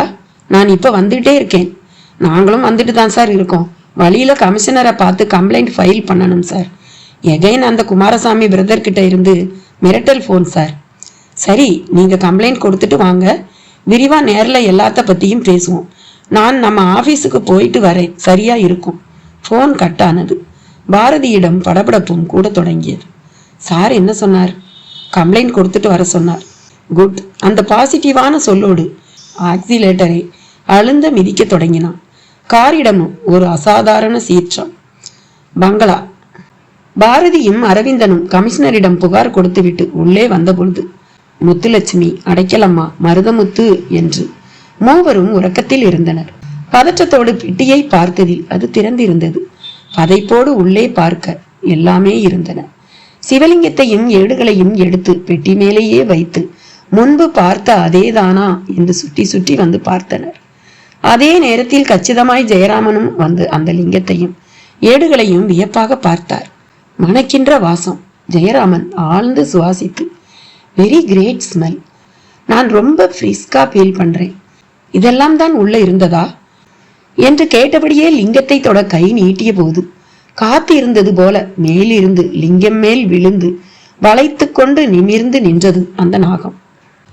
அன்று ஒருபுறம் செந்தாடு பாவை ரசம் பானையில் சேர்ந்தபடி இருக்க, மறுபுறம் போகர் சொன்னது போலவே சீரான விசைப்பாட்டில் நவ பாஷாணத்தை மருதனும் நாரணபாண்டியும் இடித்தபடி இருந்தனர். அவையும் ஒன்றுடன் ஒன்று கலந்து ஒரு புதிய பாஷாணமாய் மாறிவிட்டிருந்தன. அந்த இடத்தில் பிடித்திருக்கிறது என்றும் பிடிக்கவில்லை என்றும் சொல்ல முடியாதபடி ஒரு வாசம் வேறு கமலத் தொடங்கியது. சிலருக்கு இருமல் வந்தது, சிலர் தொண்டையை செருமிக் கொண்டனர். ஆனால் போகர் வரையில் அவரிடம் எந்த எதிர்வினையும் இல்லை. செந்தாடு பாவையை அவர் ஒரு மூச்சில் கசக்குவதே புது மாதிரியாக இருந்தது. கசக்கிய மூலிகை சக்கையை ஒரு மரக்கூடையில் போட்டபடி இருந்தார். அவர் பின்தோளில் மட்டும் லேசாய் இரண்டொரு வியர்வை துளிகள் தெரிந்தன. ஆனால் மருதனும் நாரணபாண்டியும் வியர்வையில் குளித்தது போல இருந்தார்கள். கிளார்கள் இதை ஆச்சரியமாக கண்டனர். வேல்மணி கிளார் கேள்வியாகவே கேட்டார், பிரானே, வெகு நேரமாய் கசக்கி பிழிகிறீர்கள், ஆனால் உங்கள் வரையில் பெரிதாய் வியர்க்கவில்லையே என்றார். ஆம், பெரிதாய் வியர்க்காது. சக்தியை உள்ளங்கையில் மட்டும் பிரயோகிக்கிறேன். அதன் நிமித்தம் உடம்பின் சர்வாங்கத்தில் ஒரு விடைப்பு உருவாக நான் அனுமதிப்பதில்லை. சுருக்கமாக சொல்வதானால் பூப்பறிப்பது போலத்தான் இந்த பணியை செய்கிறேன் என்றார். சீடர்களை செய்ய சொல்லலாமே என்று கேட்டார் கிளார். சில செயல்களை நான் என் கைகளால் செய்வதே சரியானது. அதிலும் இந்த பாசான லிங்கம் ஒரு பரிசோதனை முயற்சி மட்டுமல்ல. இந்த உலகில் எந்த ஓர் உலோகத்தோடும் மற்றும் கற்களோடும் ஒப்பிட முடியாத ஒரு தனித்த கனிமமாக இது விளங்கப் போகிறது. இதை ஒருவர் நினைக்கும் போது மானச தொடர்பு உண்டாகும். இதை ஒருவர் நேரில் காணும் போது பார்வை தொடர்பு உருவாகும். அப்படி தொடர்பு ஏற்பட்டுவிட்ட நிலையிலேயே இது இதை நினைப்பவர் மற்றும் காண்பவரின் எண்ணங்களில் தன் சக்தியை கலக்க தொடங்கிவிடும். குருவே, அப்படி கலப்பதால் அவருக்கு என்ன பயன்? அதை நான் வார்த்தைகளில் சொன்னால் நீங்களும் பரிசோதனையில் இறங்கி விடுவீர்கள். ஏன், நாங்கள் அப்படி எதுவும் செய்துவிடக்கூடாதா என்று கேட்டார் ஒரு கிளார். ஆம், நீங்கள் அப்படிப்பட்ட பரிசோதனைகளில் இறங்கினால் இப்போது இருப்பது போல் இருக்க மாட்டீர்கள் என்றார் போகர். ஏன், மற்றபடி எப்படி இருப்போம் என்று கேட்டார் கிளார். இது நீங்கள் எதை கேட்டாலும் அதை தரும். எனவே உங்களில் ஒருவர் இதனிடம் நித்திய இளமையை கேட்கலாம். ஒருவர் அள்ள அள்ள குறையாத செல்வம் கேட்கலாம். இன்னும் சிலர் கல்பம் போன்ற உடலை கேட்கலாம். நீங்கள் ஆசைகளே துளியும் இல்லாத சித்த யோகிகளா என்ன என்றார். பிரானே, தாங்கள் சொல்வது உண்மையா? தாங்கள் முதலில் உருவாக்கப் போகும் இந்த பாசான லிங்கம் அத்தனை சக்தி மிக்கதா? 9 சக்திகளின் கலப்பு முதலில் நான் உருவாக்கப் போகும் லிங்கம். அடுத்து தண்டபாணி தெய்வம். குருவே, அப்படியென்றால் அமுத சுரபி, அட்சய பாத்திரம், காமதேனு, கற்பக விருட்சம் போல் இதையும் கருதலாமா என்று கேட்டார். கிட்டத்தட்ட அப்படித்தான் என்றார் போகர். அப்படியானால் கைலாயத்து அந்த ஈசனை விட இது வலியது என்று சொல்லலாமா? இது தவறான கேள்வி. ஈசனை விட எதுவுமே எங்குமே எப்போதுமே மேலானதில்லை. அவன் பரம்பொருள், மகா சமுத்திரம் அவன். நாமெல்லாம் அந்த சமுத்திர துளிகள். அப்படியானால் ஈசனின் சக்தியில் இது சில பங்குகள் கொண்டது என்று கூறலாமா? இதுவும் தவறான கேள்வி. அந்த பரம்பொருளின் சக்தியை பங்கிடவெல்லாம் முடியாது. அப்படி என்றால் இதன் சக்தியை எப்படித்தான் விளக்குவது? அந்த ஈசனின் சக்திக்கும் இதற்கும் துளியும் குறைவு கிடையாது. அப்படியானால் தாங்கள் ஈசனையே படைக்க முடிந்தவர் என்று ஆகிறதே என்று கேட்டார் ஒரு கிழார். மாற்றி சொல்லுங்கள். என்னுள் இருந்து அந்த ஈசன் தன்னை இந்த பிரபஞ்சத்திற்கென லிங்க வடிவாய் தன்னை படைத்துக் கொள்கிறான். எப்படி சொன்னால் என்ன குருவே? கடவுளையே படைக்க முடிந்தவர் தானே உண்மையில் பெரிய கடவுள் என்று கேட்டார் ஒரு கிழார். போதும், இதற்கு மேல் எதுவும் பேச வேண்டாம். சில விஷயங்கள் ரகசியங்களாக நீடிப்பதே நல்லது. போகர் பிரான் சற்று கோபமாக பேசியதை கிழார்கள் அப்போது கேட்கவும் லேசாக அதிர்ந்தனர். வெளியே இருள் கவிழ்ந்து விண்ணில் நட்சத்திர புள்ளிகள் தெரிந்தபடி இருந்தன. காற்றிடம் ஓர் உல்லாச ஆவேசம். குகைக்குள் தீப்பந்த ஒளியும் லிங்கத்தை சுடுவதற்கென உருவாக்கியிருந்த கரிக்கட்டி உலையின் அணையாத தீச்சுடர்களும் உள்கூடு முழுக்க மஞ்சளை குலைத்து பூசியது போல் சுற்று பாறை சுவர்களில் மஞ்சளாய் ஒருவித ஒளி மினுமினுப்பு. போகர் பிரான் செந்தாடு பாவையை முழுவதுமாக கசக்கி பிழிந்ததில் பானை நிரம்பி விட்டிருந்தது. இதை அப்படியே தூக்கி ஒரு ஓரமாக வையுங்கள். ரசத்தில் யாதொரு தூசு தும்பும் படக்கூடாது. இந்த ரசம் காலம் செல்ல செல்ல தன்னிலையில் மாற்றம் கொள்ளும் என்றார். தன்னிலை மாற்றம் என்றால்? கார்மேக கிழார் இப்போது கேட்டார். தன்னிலை மாற்றம் எனில் இதனுள் இப்போது வேதி செயல் நிகழ்ந்தபடி உள்ளது. அரிசியானது தண்ணீரில் ஊறிடும் போது திடத்தன்மையை இழக்கும். வெந்நீரில் வேகும் போது இலக்கத்தை இழந்து குலைவுக்கு ஆட்படும். குலைந்ததையே அன்னம் என சொல்கிறோம். நாவின் அன்னங்களுக்கு இடைப்பட்டு அது ருசிக்கப்படுவதால் பொதுவாய் உண்ணுவதற்கு உரியவை அனைத்தும் அன்னம் என்று அழைக்கப்படுகின்றன. அவ்வாறு உண்ணப்படும் போது அது நசிந்து எச்சிலுடன் கலந்து சிதைந்து உள் சென்று அமிலங்களோடு கலந்து சக்தியாய் உருமாறும். ஒரு அரிசிக்கே இத்தனை மாற்றங்கள். அதே போலத்தான் உயிர்ச்சத்து மிக்கவை நொடிக்கு நொடி தங்களுக்குள் மாற்றங்களை கண்டபடி இருக்கும். அதிலும் இந்த செந்தாடு பாவை ரசம் பலவித குணப்பாடுகளை உடையது. ஒன்றும் ஒன்றும் கூடினால் எப்படி 2 ஆகிறதோ, 2ம் ஒன்றும் கூடினால் எப்படி 3 ஆகிறதோ, அதுபோல ஒரு தொடர்வினை மாற்றம் இதனுள் இப்போது நிகழ்ந்தபடி உள்ளது. சூரிய கதிர்களின் தாக்கம் இல்லாத இரவின் மிசை ஒருவித மாற்றம் என்றால் பகல் பொழுதில் வேறுவித மாற்றம். இப்படி இரு மாற்றங்களுக்கும் இது ஆட்பட்ட நிலையில் இதன் திரவ நிலையில் சற்று குழம்பு நிலை உருவாகும். அந்த குழம்பு நிலையில்தான் இந்த 9 பாசான கலப்புள்ள கலவை அதோடு சேர வேண்டும். கூடவே உதக நீரையும் குறித்த அளவு சேர்த்து குயவன் பானை வனையும் முன் ஒரு குலைந்த பதத்தில் களிமண்ணை உருவாக்குவது போல இதையும் உருவாக்கி இதை வட்டமாய் தாமரை இலை அளவு தட்டி முதலில் வெயிலில் காய வைக்க வேண்டும். காய்ந்த பின் அதை பொடித்து திரும்ப ரசமும் உதக நீரும் கலந்து தாமரை இலை அளவு தட்டி இம்முறை நிழலில் காய வைக்க வேண்டும். காய்ந்த பின் திரும்ப பொடியாக்கி திரும்ப ரசமும் நீரும் கலந்து தாமரை இலை அளவு தட்டி திரும்ப வெயிலில் காய வைத்து. போகர் பிரான் சொல்லி முடிக்கும் முன் எல்லோரிடமும் ஒரு ஆயாசம் மூச்சாக வெளிப்பட்டது. என்ன ஆயாசமாய் உள்ளதா? ஆம் பிரானே, எதற்காக தான் இத்தனை முறை? அப்போதுதான் காலத்தால் அழிவுக்கு உள்ளாகாத தன்னிலையும் துளியும் மாறிடாத அணு துகள்களும் உருவாகும். அந்த அணு துகள்கள் இப்போதும் அந்த கலவைக்குள் தானே உள்ளது. அதில் என்ன சந்தேகம் கிளாரே? இப்படி பல முறை செய்தால்தான் அப்படி ஒரு அணு துகள்கள் உருவாகுமா? ஆமாம் கிளாரே, நம் உடல் கூட இப்படி பன்முக வினையால் தான் உருவாகி நிற்கிறது. இது என்ன குருவே, நவாபாசான கலவையில் இருந்து நம் உடம்புக்கு வந்து விட்டீர்கள். உடம்பும் அப்படிப்பட்டதுதான் என்பதை வேறு எப்போது கூறுவது? இது போன்ற தருணங்களில் தானே கூற முடியும் என்றார் போகர். விளக்குவீர்களா? இதை குறித்து கொள்ளலாமா என்று கேட்டார் கிழார். விளக்குகிறேன். முதலில் மனதில் குறித்து கொள்ளுங்கள்.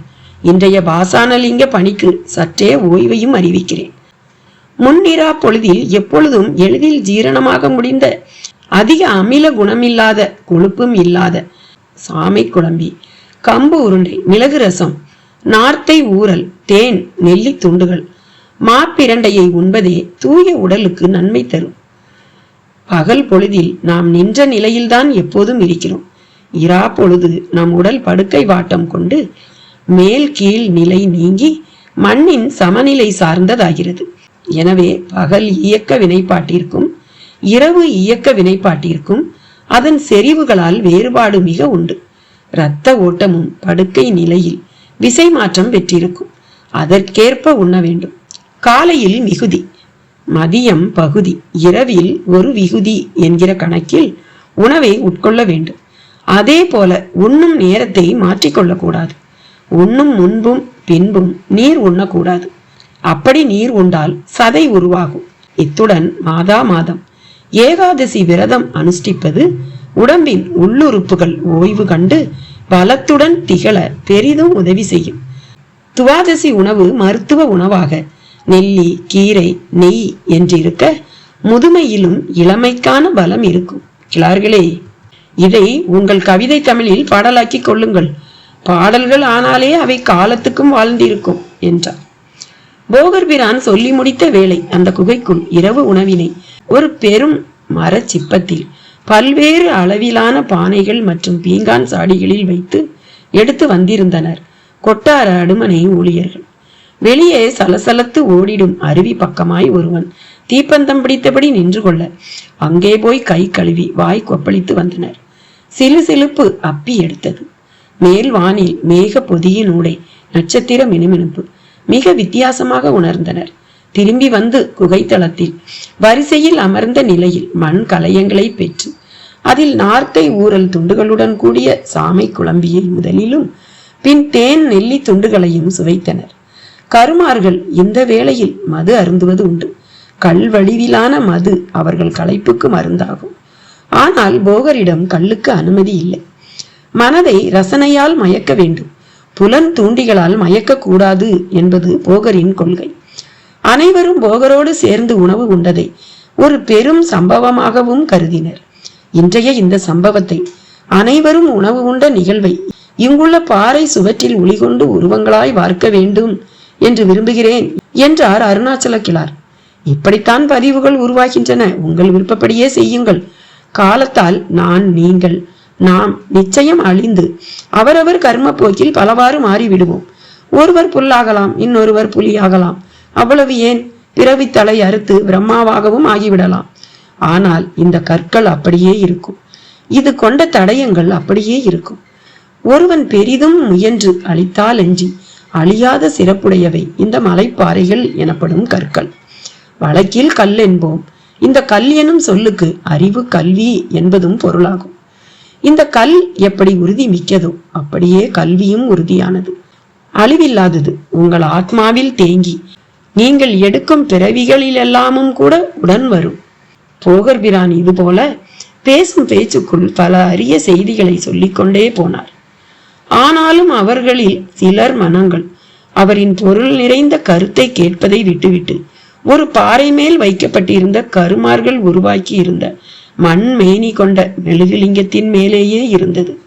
இந்த லிங்கம் தரப்போகும் பாசான லிங்கம் காமதேனு கற்பக விருட்சத்துக்கு இணையானது, கேட்பதை தருவது, அந்த ஈசனாரின் சக்திக்கு துளியும் குறைவில்லாதது என்கிற கருத்திலேயே தேங்கி இருந்தது. சீடர்களிலும் கூட நாரணபாண்டி மனதில் ஒரு புலியை கொன்று வீரனாவதும், இளவட்ட உருண்டையை தூக்கி போட்டு தன் இனத்தை சார்ந்த சொக்கி எனும் பெண்ணை மணப்பதும் தான் பெரும் விருப்பம். இதனால் அந்த விருப்பம் ஈடேறுமா என்கிற கேள்விக்குள் இருந்தான். மருதனுக்கோ தன் தந்தை கடல் வழி சென்று திரும்பாமல் போன துக்கம். இந்த லிங்கம் என் தந்தையை திருப்பி தருமா என்று அவனுக்குள்ளான ஒரு கேள்வி. மல்லிக்கு நிலக்கிழாராகி 10,000 ஆடுகள் கொண்ட கொட்டடி கட்டி விளை நெல்லை கப்பலில் ஏற்றுமதி செய்ய வேண்டும் என்பது விருப்பம். அஞ்சுகனுக்கு அஷ்டமா சித்தி வசப்பட வேண்டும் என்பது உள்ள கிடக்கே. சங்கன் தேரையர் போல் மகா வைத்தியனாக விரும்பினான். இது எதுவும் வேண்டாம், ரசவாத ரகசியம் தெரிந்தால் போதும், கல் மண்ணையெல்லாம் தங்கமாக்கி உலகையே அதன் மூலம் விலைக்கு வாங்கிவிடலாம் என்று எண்ணிக்கொண்டிருந்தான் அகப்பை முத்து. இப்படி ஆளாளுக்கு ஒரு விருப்பத்துடன் அந்த லிங்கத்தை பார்த்தபடியே இருந்தனர். இன்று லிங்கம் மேல் விழுந்ததோடு அல்லாமல் வளைத்து கொண்டு படமும் விரித்த அந்த நாகத்தை பார்த்த ஜெயராமன் பெருத்த அதிர்வுடன் பின்னால் சென்றார். தன்னை மறந்து அரவிந்தன் முதுகுப்புறமாய் அவனை ஒட்டிக்கொண்டு நின்று பார்க்க தொடங்கினாள் பாரதி. அரவிந்தனிடமும் எதிர்ப்பு, பாம்பிடமும் பெரும் சீற்றம். அப்போது கார் ஒன்று வந்து நிற்கும் அரவம். காரில் இருந்து சாந்த பிரகாசும் சாருபாலாவும் ஜமீன் பங்களாவின் வயதான வாட்ச்மேன் தாத்தாவோடு இறங்கி வந்தபடி இருந்தனர். உள்ளே நுழையும் போதே தாத்தா பெட்டியையும் பெட்டியின் மேல் பாம்பையும் பார்த்துவிட்டு அப்படியே ஓடி வந்து பெட்டி முன், சாமி நீங்களா, பெட்டிக்கு காவலா, இங்கேயே வந்துட்டீங்களா என்றபடியே நெடுஞ்சான் கிடையாக விழுந்தார். சாந்த பிரகாசும் சாருபாலாவுக்கும் கூட அந்த காட்சி அதிர்ச்சியை தான் முதலில் தந்தது. அதற்குள் விழுந்து எழுந்த தாத்தா, அம்மா உங்க கொள்ளு பாட்டன்மா, உளுந்து கும்பிடுங்க, நீங்க கொடுத்து வச்சவங்க அம்மா, கொடுத்து வச்சவங்க என்றிட சாருபாலா தயங்கி சாந்த பிரகாசை பார்த்தாள். அவன் சம்மதத்தை முகபாவனையில் தந்திட அவள் மண்டியிட்டு வணங்கினாள். சாந்த பிரகாசும் வணங்கினான். நீங்களும் கும்பிடுங்க என்று பாரதி அரவிந்தனிடமும் சொன்னார் தாத்தா. இவங்க எங்க பங்களா வாட்ச்மேன், பிறந்து வளர்ந்ததெல்லாம் எங்க ஜமீன்ல தான், இப்பவும் எங்க பங்களாவில தான் இருக்கார் என்றான். அப்போது அந்த நாகமும் லிங்கத்தை விட்டு கீழே இறங்கியது. அப்படியே ஊர்ந்து ஜன்னல் வழியாக வெளியேறவும் தொடங்கியது. ஐயா சாமி எங்க போறீங்க என்று பின்னாலேயே அந்த வாட்ச்மேன் தாத்தா சென்றும் பயனில்லை. பாம்பு தோட்டத்து புல்வெளியில் ஊர்ந்து மதில் சுவரை கடந்து போய்விட்டது. அவர்கள் அவ்வளவு பேருக்குமே ஒருவித இறுக்கம் தளர்ந்து அப்பாடா என்று ஆயிற்று. அரவிந்தன் அடுத்த நொடி லிங்கத்தை தொட்டு கீழே வைத்துவிட்டு உள்ளே பெட்டி மூடியை திறந்து பார்த்தான். ஏட்டுக்கட்டுகள், காய்ந்த வில்வ இலைகள், டைரி என்று எல்லாமே அப்படியே இருந்தன. அரவிந்தன் முகத்தில் ஒரு வெளிச்சம். என்ன அரவிந்தன், எல்லாம் சரியா இருக்கா என்று பாரதியும் கேட்டாள். எல்லாம் இருக்கு, ஆனா பெட்டியை நான் லாக் பண்ணிட்டு தான் வந்தேன், எப்படி திறந்ததுன்னு தான் தெரியல, யாரோ வந்து திறந்திருக்காங்க. முதல்ல இந்த மருதமுத்து பாட்டி அடைக்கலாமான்னு அவ்வளவு பேரையும் எழுப்பி என்ன நடந்ததுன்னு கேட்போம் என்றபடியே பாரதி முத்துலட்சுமியை நோக்கி உள்ளே செல்ல அரவிந்தன் சாந்த பிரகாஷ் தம்பதியரை சோபாவை காட்டி அமர சொன்னான். வாட்ச்மேன் தாத்தா உட்காராமல் அவர்களை ஒட்டி நின்று கொண்டார். நீங்களும் உட்காருங்க. இருக்கட்டும் தம்பி, எஜமானர் முன்னால உட்கார்றதெல்லாம் தப்பு. அதெல்லாம் அந்த காலம் தாத்தா, இப்ப உட்காரலைனா தான் தப்பு, உட்காருங்க. இல்ல, என் சாமி பேரனும் எனக்கு சாமி தான், பாத்தீங்கல்ல என் சாமிய, சர்ப வடிவத்துல இப்பவும் நடமாடுறத. அவர் கேள்விக்கு என்ன பதில் சொல்வது என்பதில் அரவிந்தனிடம் குழப்பம். ஜெயராமனோ மிக ஆழமான சிந்தனையில் இருந்தார். சாந்த பிரகாசும் அரவிந்தனிடம் பேச ஆரம்பித்தார். சார், இந்த லிங்கம் இந்த பெட்டிக்குள்ளதான் இருந்ததா? ஆமா சார். பெட்டியை திறந்தது நீங்க தானா? Yes yes. வெரி சாரி, சாருவுக்கு வாந்தியும் தலை சுற்றலும் ரொம்ப ஹெவியா இருக்கவும் டாக்டர் கிட்ட போக வேண்டியதா போச்சு. Now C is all right. இந்த பெட்டியை ஐடென்டிஃபை பண்ணத்தான் இவரையும் போய் கூட்டிகிட்டு வந்தோம். நீங்க இவர் கூட வரலைன்னாலும் பிரச்சனை இல்லை. இந்த பெட்டி உங்க குடும்பத்து சொத்துங்கிறதுல எங்களுக்கு எந்த சந்தேகமும் இல்லை. அதே சமயத்துல இந்த பொட்டி வந்ததுல இருந்து இங்க நடந்த சம்பவங்களை அதிசயம்னு சொல்றதா இல்ல சாதாரணம்தான்னு சொல்றதான்னு எங்களுக்கு பெரிய குழப்பம். இப்படி அரவிந்தன் சொல்லவும், இங்க எங்க குடும்பத்திலையும் கிட்டத்தட்ட அதே மாதிரி தான் சார். எங்களுக்கு 18 வயசுல ஒரு பையன் இருக்கான். ஆனா அவன், சாந்த பிரகாஷ் பேச்சு போக்கில் அவன் ஒரு திருநங்கையாக மாறிவிட்டதை சொல்ல முனைய மிக வேகமாக அவன் தோளை பற்றி தடுத்த சாருபாலா, இப்ப எதுக்கு அந்த பேச்செல்லாம், நம்ம பெட்டியை வாங்கிக்கிட்டு கிளம்புவோங்க என்றார். இரு சாரு, நீ கன்சீவ் ஆகி இருக்கிறது ஒரு ஆச்சரியமான விஷயம்தானே, அதை சொல்ல வந்தேன் என்று சாந்த பிரகாசும் சமாளித்தான். இவர்கள் இப்படி பேசிக் கொண்டிருந்த போது தாத்தா மெல்ல நகர்ந்து சென்று அந்த வாளை பார்த்து விட்டு திரும்பி வந்தவராய், அம்மா, நம்ம குலதெய்வத்து வாளும் இங்க இருக்குமா, பெட்டிக்கு நம்ம சாமி மட்டும் இல்லை குலதெய்வமும் காவலா இருந்திருக்கு என்றார். ஆமாங்கய்யா, நான் போன முறை வந்தப்பவே பார்த்துட்டேன். பாழா போன மசக்கை என்னை இப்ப பாடா படுத்துது. இல்லைன்னா இந்த பெட்டியை எடுத்துக்கிட்டு போய் அடுத்து நாம என்ன செய்யணுமோ அதை செஞ்சிருப்பேன் நான் என்றாள் சாருபாலா. எல்லாம் நல்லதுக்கு தாமா. ஒரு பிள்ளை இல்லாம போனாலும் இன்னொன்னு முளைச்சிருக்கிறதே நீங்க நம்பிக்கையோட இங்க வந்திருக்கிறதால தான். இதை காட்டுக்கு கொண்டு போய் ஒப்படைக்கணும்னு சாமி சொன்னதை நான் கேட்டிருக்கேன். பூஜையும் இல்லாம காட்டுக்கு போகாம பாதாள அறையிலேயே இது தங்கிட்டதால தான் பல தப்புங்க நடந்துருச்சு. இனி அதுக்கு இடம் இல்லம்மா. இது சாதாரண லிங்கம் இல்லை, கேட்டதை கொடுக்கிற லிங்கம். இதை பத்தி தெரிய வர்றதே பெரிய புண்ணியம். அதை விட பெரிய புண்ணியம் இதை பாக்குறது, அப்புறம் இதை பூஜிக்கிறது. இது போகர் சாமி தன் கையால செய்த லிங்கம். அவர்தான் இதை நம்ம சாமி கிட்ட, அதாவது உங்க பாட்டன்மார்கிட்ட கொடுத்தாராம். அப்ப கூடவே 9 மரக்கன்றுகளையும் கொடுத்து விட்டாரு. நம்ம ஜமீன் பங்களா தோட்டத்துல தான் அதுகளும் மரமா இப்பவும் இருக்கு. ஒரு மரம் கூட பட்டு போகவோ இல்ல கெட்டு போகவோ இல்லை. அதுல ஒண்ணு தேவதாரு. அந்த மரத்துல பாதரட்சை செஞ்சு அதை போட்டுக்கிட்டு நடந்தா மூட்டு வலி காணாம போயிடும். எனக்கு வலி வந்தப்போ ஐயா ஒடிஞ்சு விழுந்த ஒரு கிளையில இருந்து எனக்கு செருப்பு செஞ்சு கொடுத்து போட்டு நடக்க சொன்னாரு. சொன்னா நம்ப மாட்டீங்க, அதுக்கப்புறம் எனக்கு கொஞ்சம் கூட வலியே இல்லை. அந்த வாட்ச்மேன் தாத்தா பேச்சில் சொன்ன ஒவ்வொரு விஷயமுமே நம்ப முடியாதவை தான். ஆனால் அவர் பொய் சொல்லவில்லை என்று அரவிந்தன் மட்டுமல்ல, ஜெயராமனும் நினைத்தார். அப்போது முத்துலட்சுமி, மருதமுத்து, அடைக்கலம்மா மூவருமே பாரதியுடன் வந்தனர். வரும்போதே பாரதியிடம் ஆவேச புலம்பல். அரவிந்தன், அந்த திவ்ய பிரகாஷ் தான் நாம இல்லாதப்ப வந்திருக்காரு. இவங்களை யோக தூக்கத்துல தூங்க வைக்கிறேன்னு தூங்க வச்சுட்டு பெட்டியை அவர்தான் திறந்திருக்காரு என்றார். அரவிந்தன் பதிலுக்கு முத்துலட்சுமியை பார்த்திட, ஆமா தம்பி, அவர்தான் வந்தாரு. கைய கால ஆட்டி என்னவோ பண்ணாரு. நான் நல்லா தூங்கிட்டேன். எங்களையெல்லாம் அவர் தூங்க வச்சதே பெட்டிக்காகத்தான்னு பாரதி சொல்லித்தான் தெரியுது என்று அப்போதும் கொட்டாவி விட்டாள் முத்துலட்சுமி. அது சரி, அவர் எப்படி பெட்டியை திறந்தாரு? அது அவ்வளவு சுலபம் இல்லையே என்று அரவிந்தன் உடனேயே கேட்க, அதுதான் அவருக்குன்னு ஒரு மைண்ட் பவர் இருக்குதே. எதிரில் இருக்கிறவங்க மனசுல இருக்கிறத அப்படியே சொல்றதுல அவர் தான் கில்லாடியாச்சே. பெட்டியை பார்த்து நடந்ததை தன் பவரால தெரிஞ்சுக்கிட்டு பெட்டியை திறந்திருக்கலாம் என்றாள் பாரதி. அப்படி திறந்தவர் தான் லிங்கத்தை எடுத்து மேல வச்சிருக்கணும். அப்ப பாம்பு வந்து அவரை மேற்கொண்டு செயல்பட விடாம தடுத்திருக்குமோ? இருக்கலாம் இருக்கலாம். சரி, இப்ப இவங்க வந்திருக்காங்க, நாம என்ன செய்ய போறோம்? அரவிந்தன் நேராக விஷயத்துக்கு வந்தான். முதல்ல தூக்கி கொடுங்க, இவங்க எடுத்துக்கிட்டு போகட்டும், துளியும் தயக்கமின்றி சொன்னாள் பாரதி. ஆனால் அரவிந்தன் சற்று தயங்கினான். ஜெயராமனை பார்த்தான். என்ன அரவிந்தன், என்ன பாக்குறீங்க? நீங்க எதுவும் சொல்லாம மௌனமாவே இருக்கீங்களே சார். எனக்கு என்ன சொல்றதுன்னு தெரியல அரவிந்தன். நான் ஒன்னு சொல்லட்டுமா சார்? சொல்லுங்க. இவங்க இந்த பெட்டியை நாளைக்கு வந்து எடுத்துக்கட்டும், அதுவரை இங்கேயே இது இருக்கட்டுமே.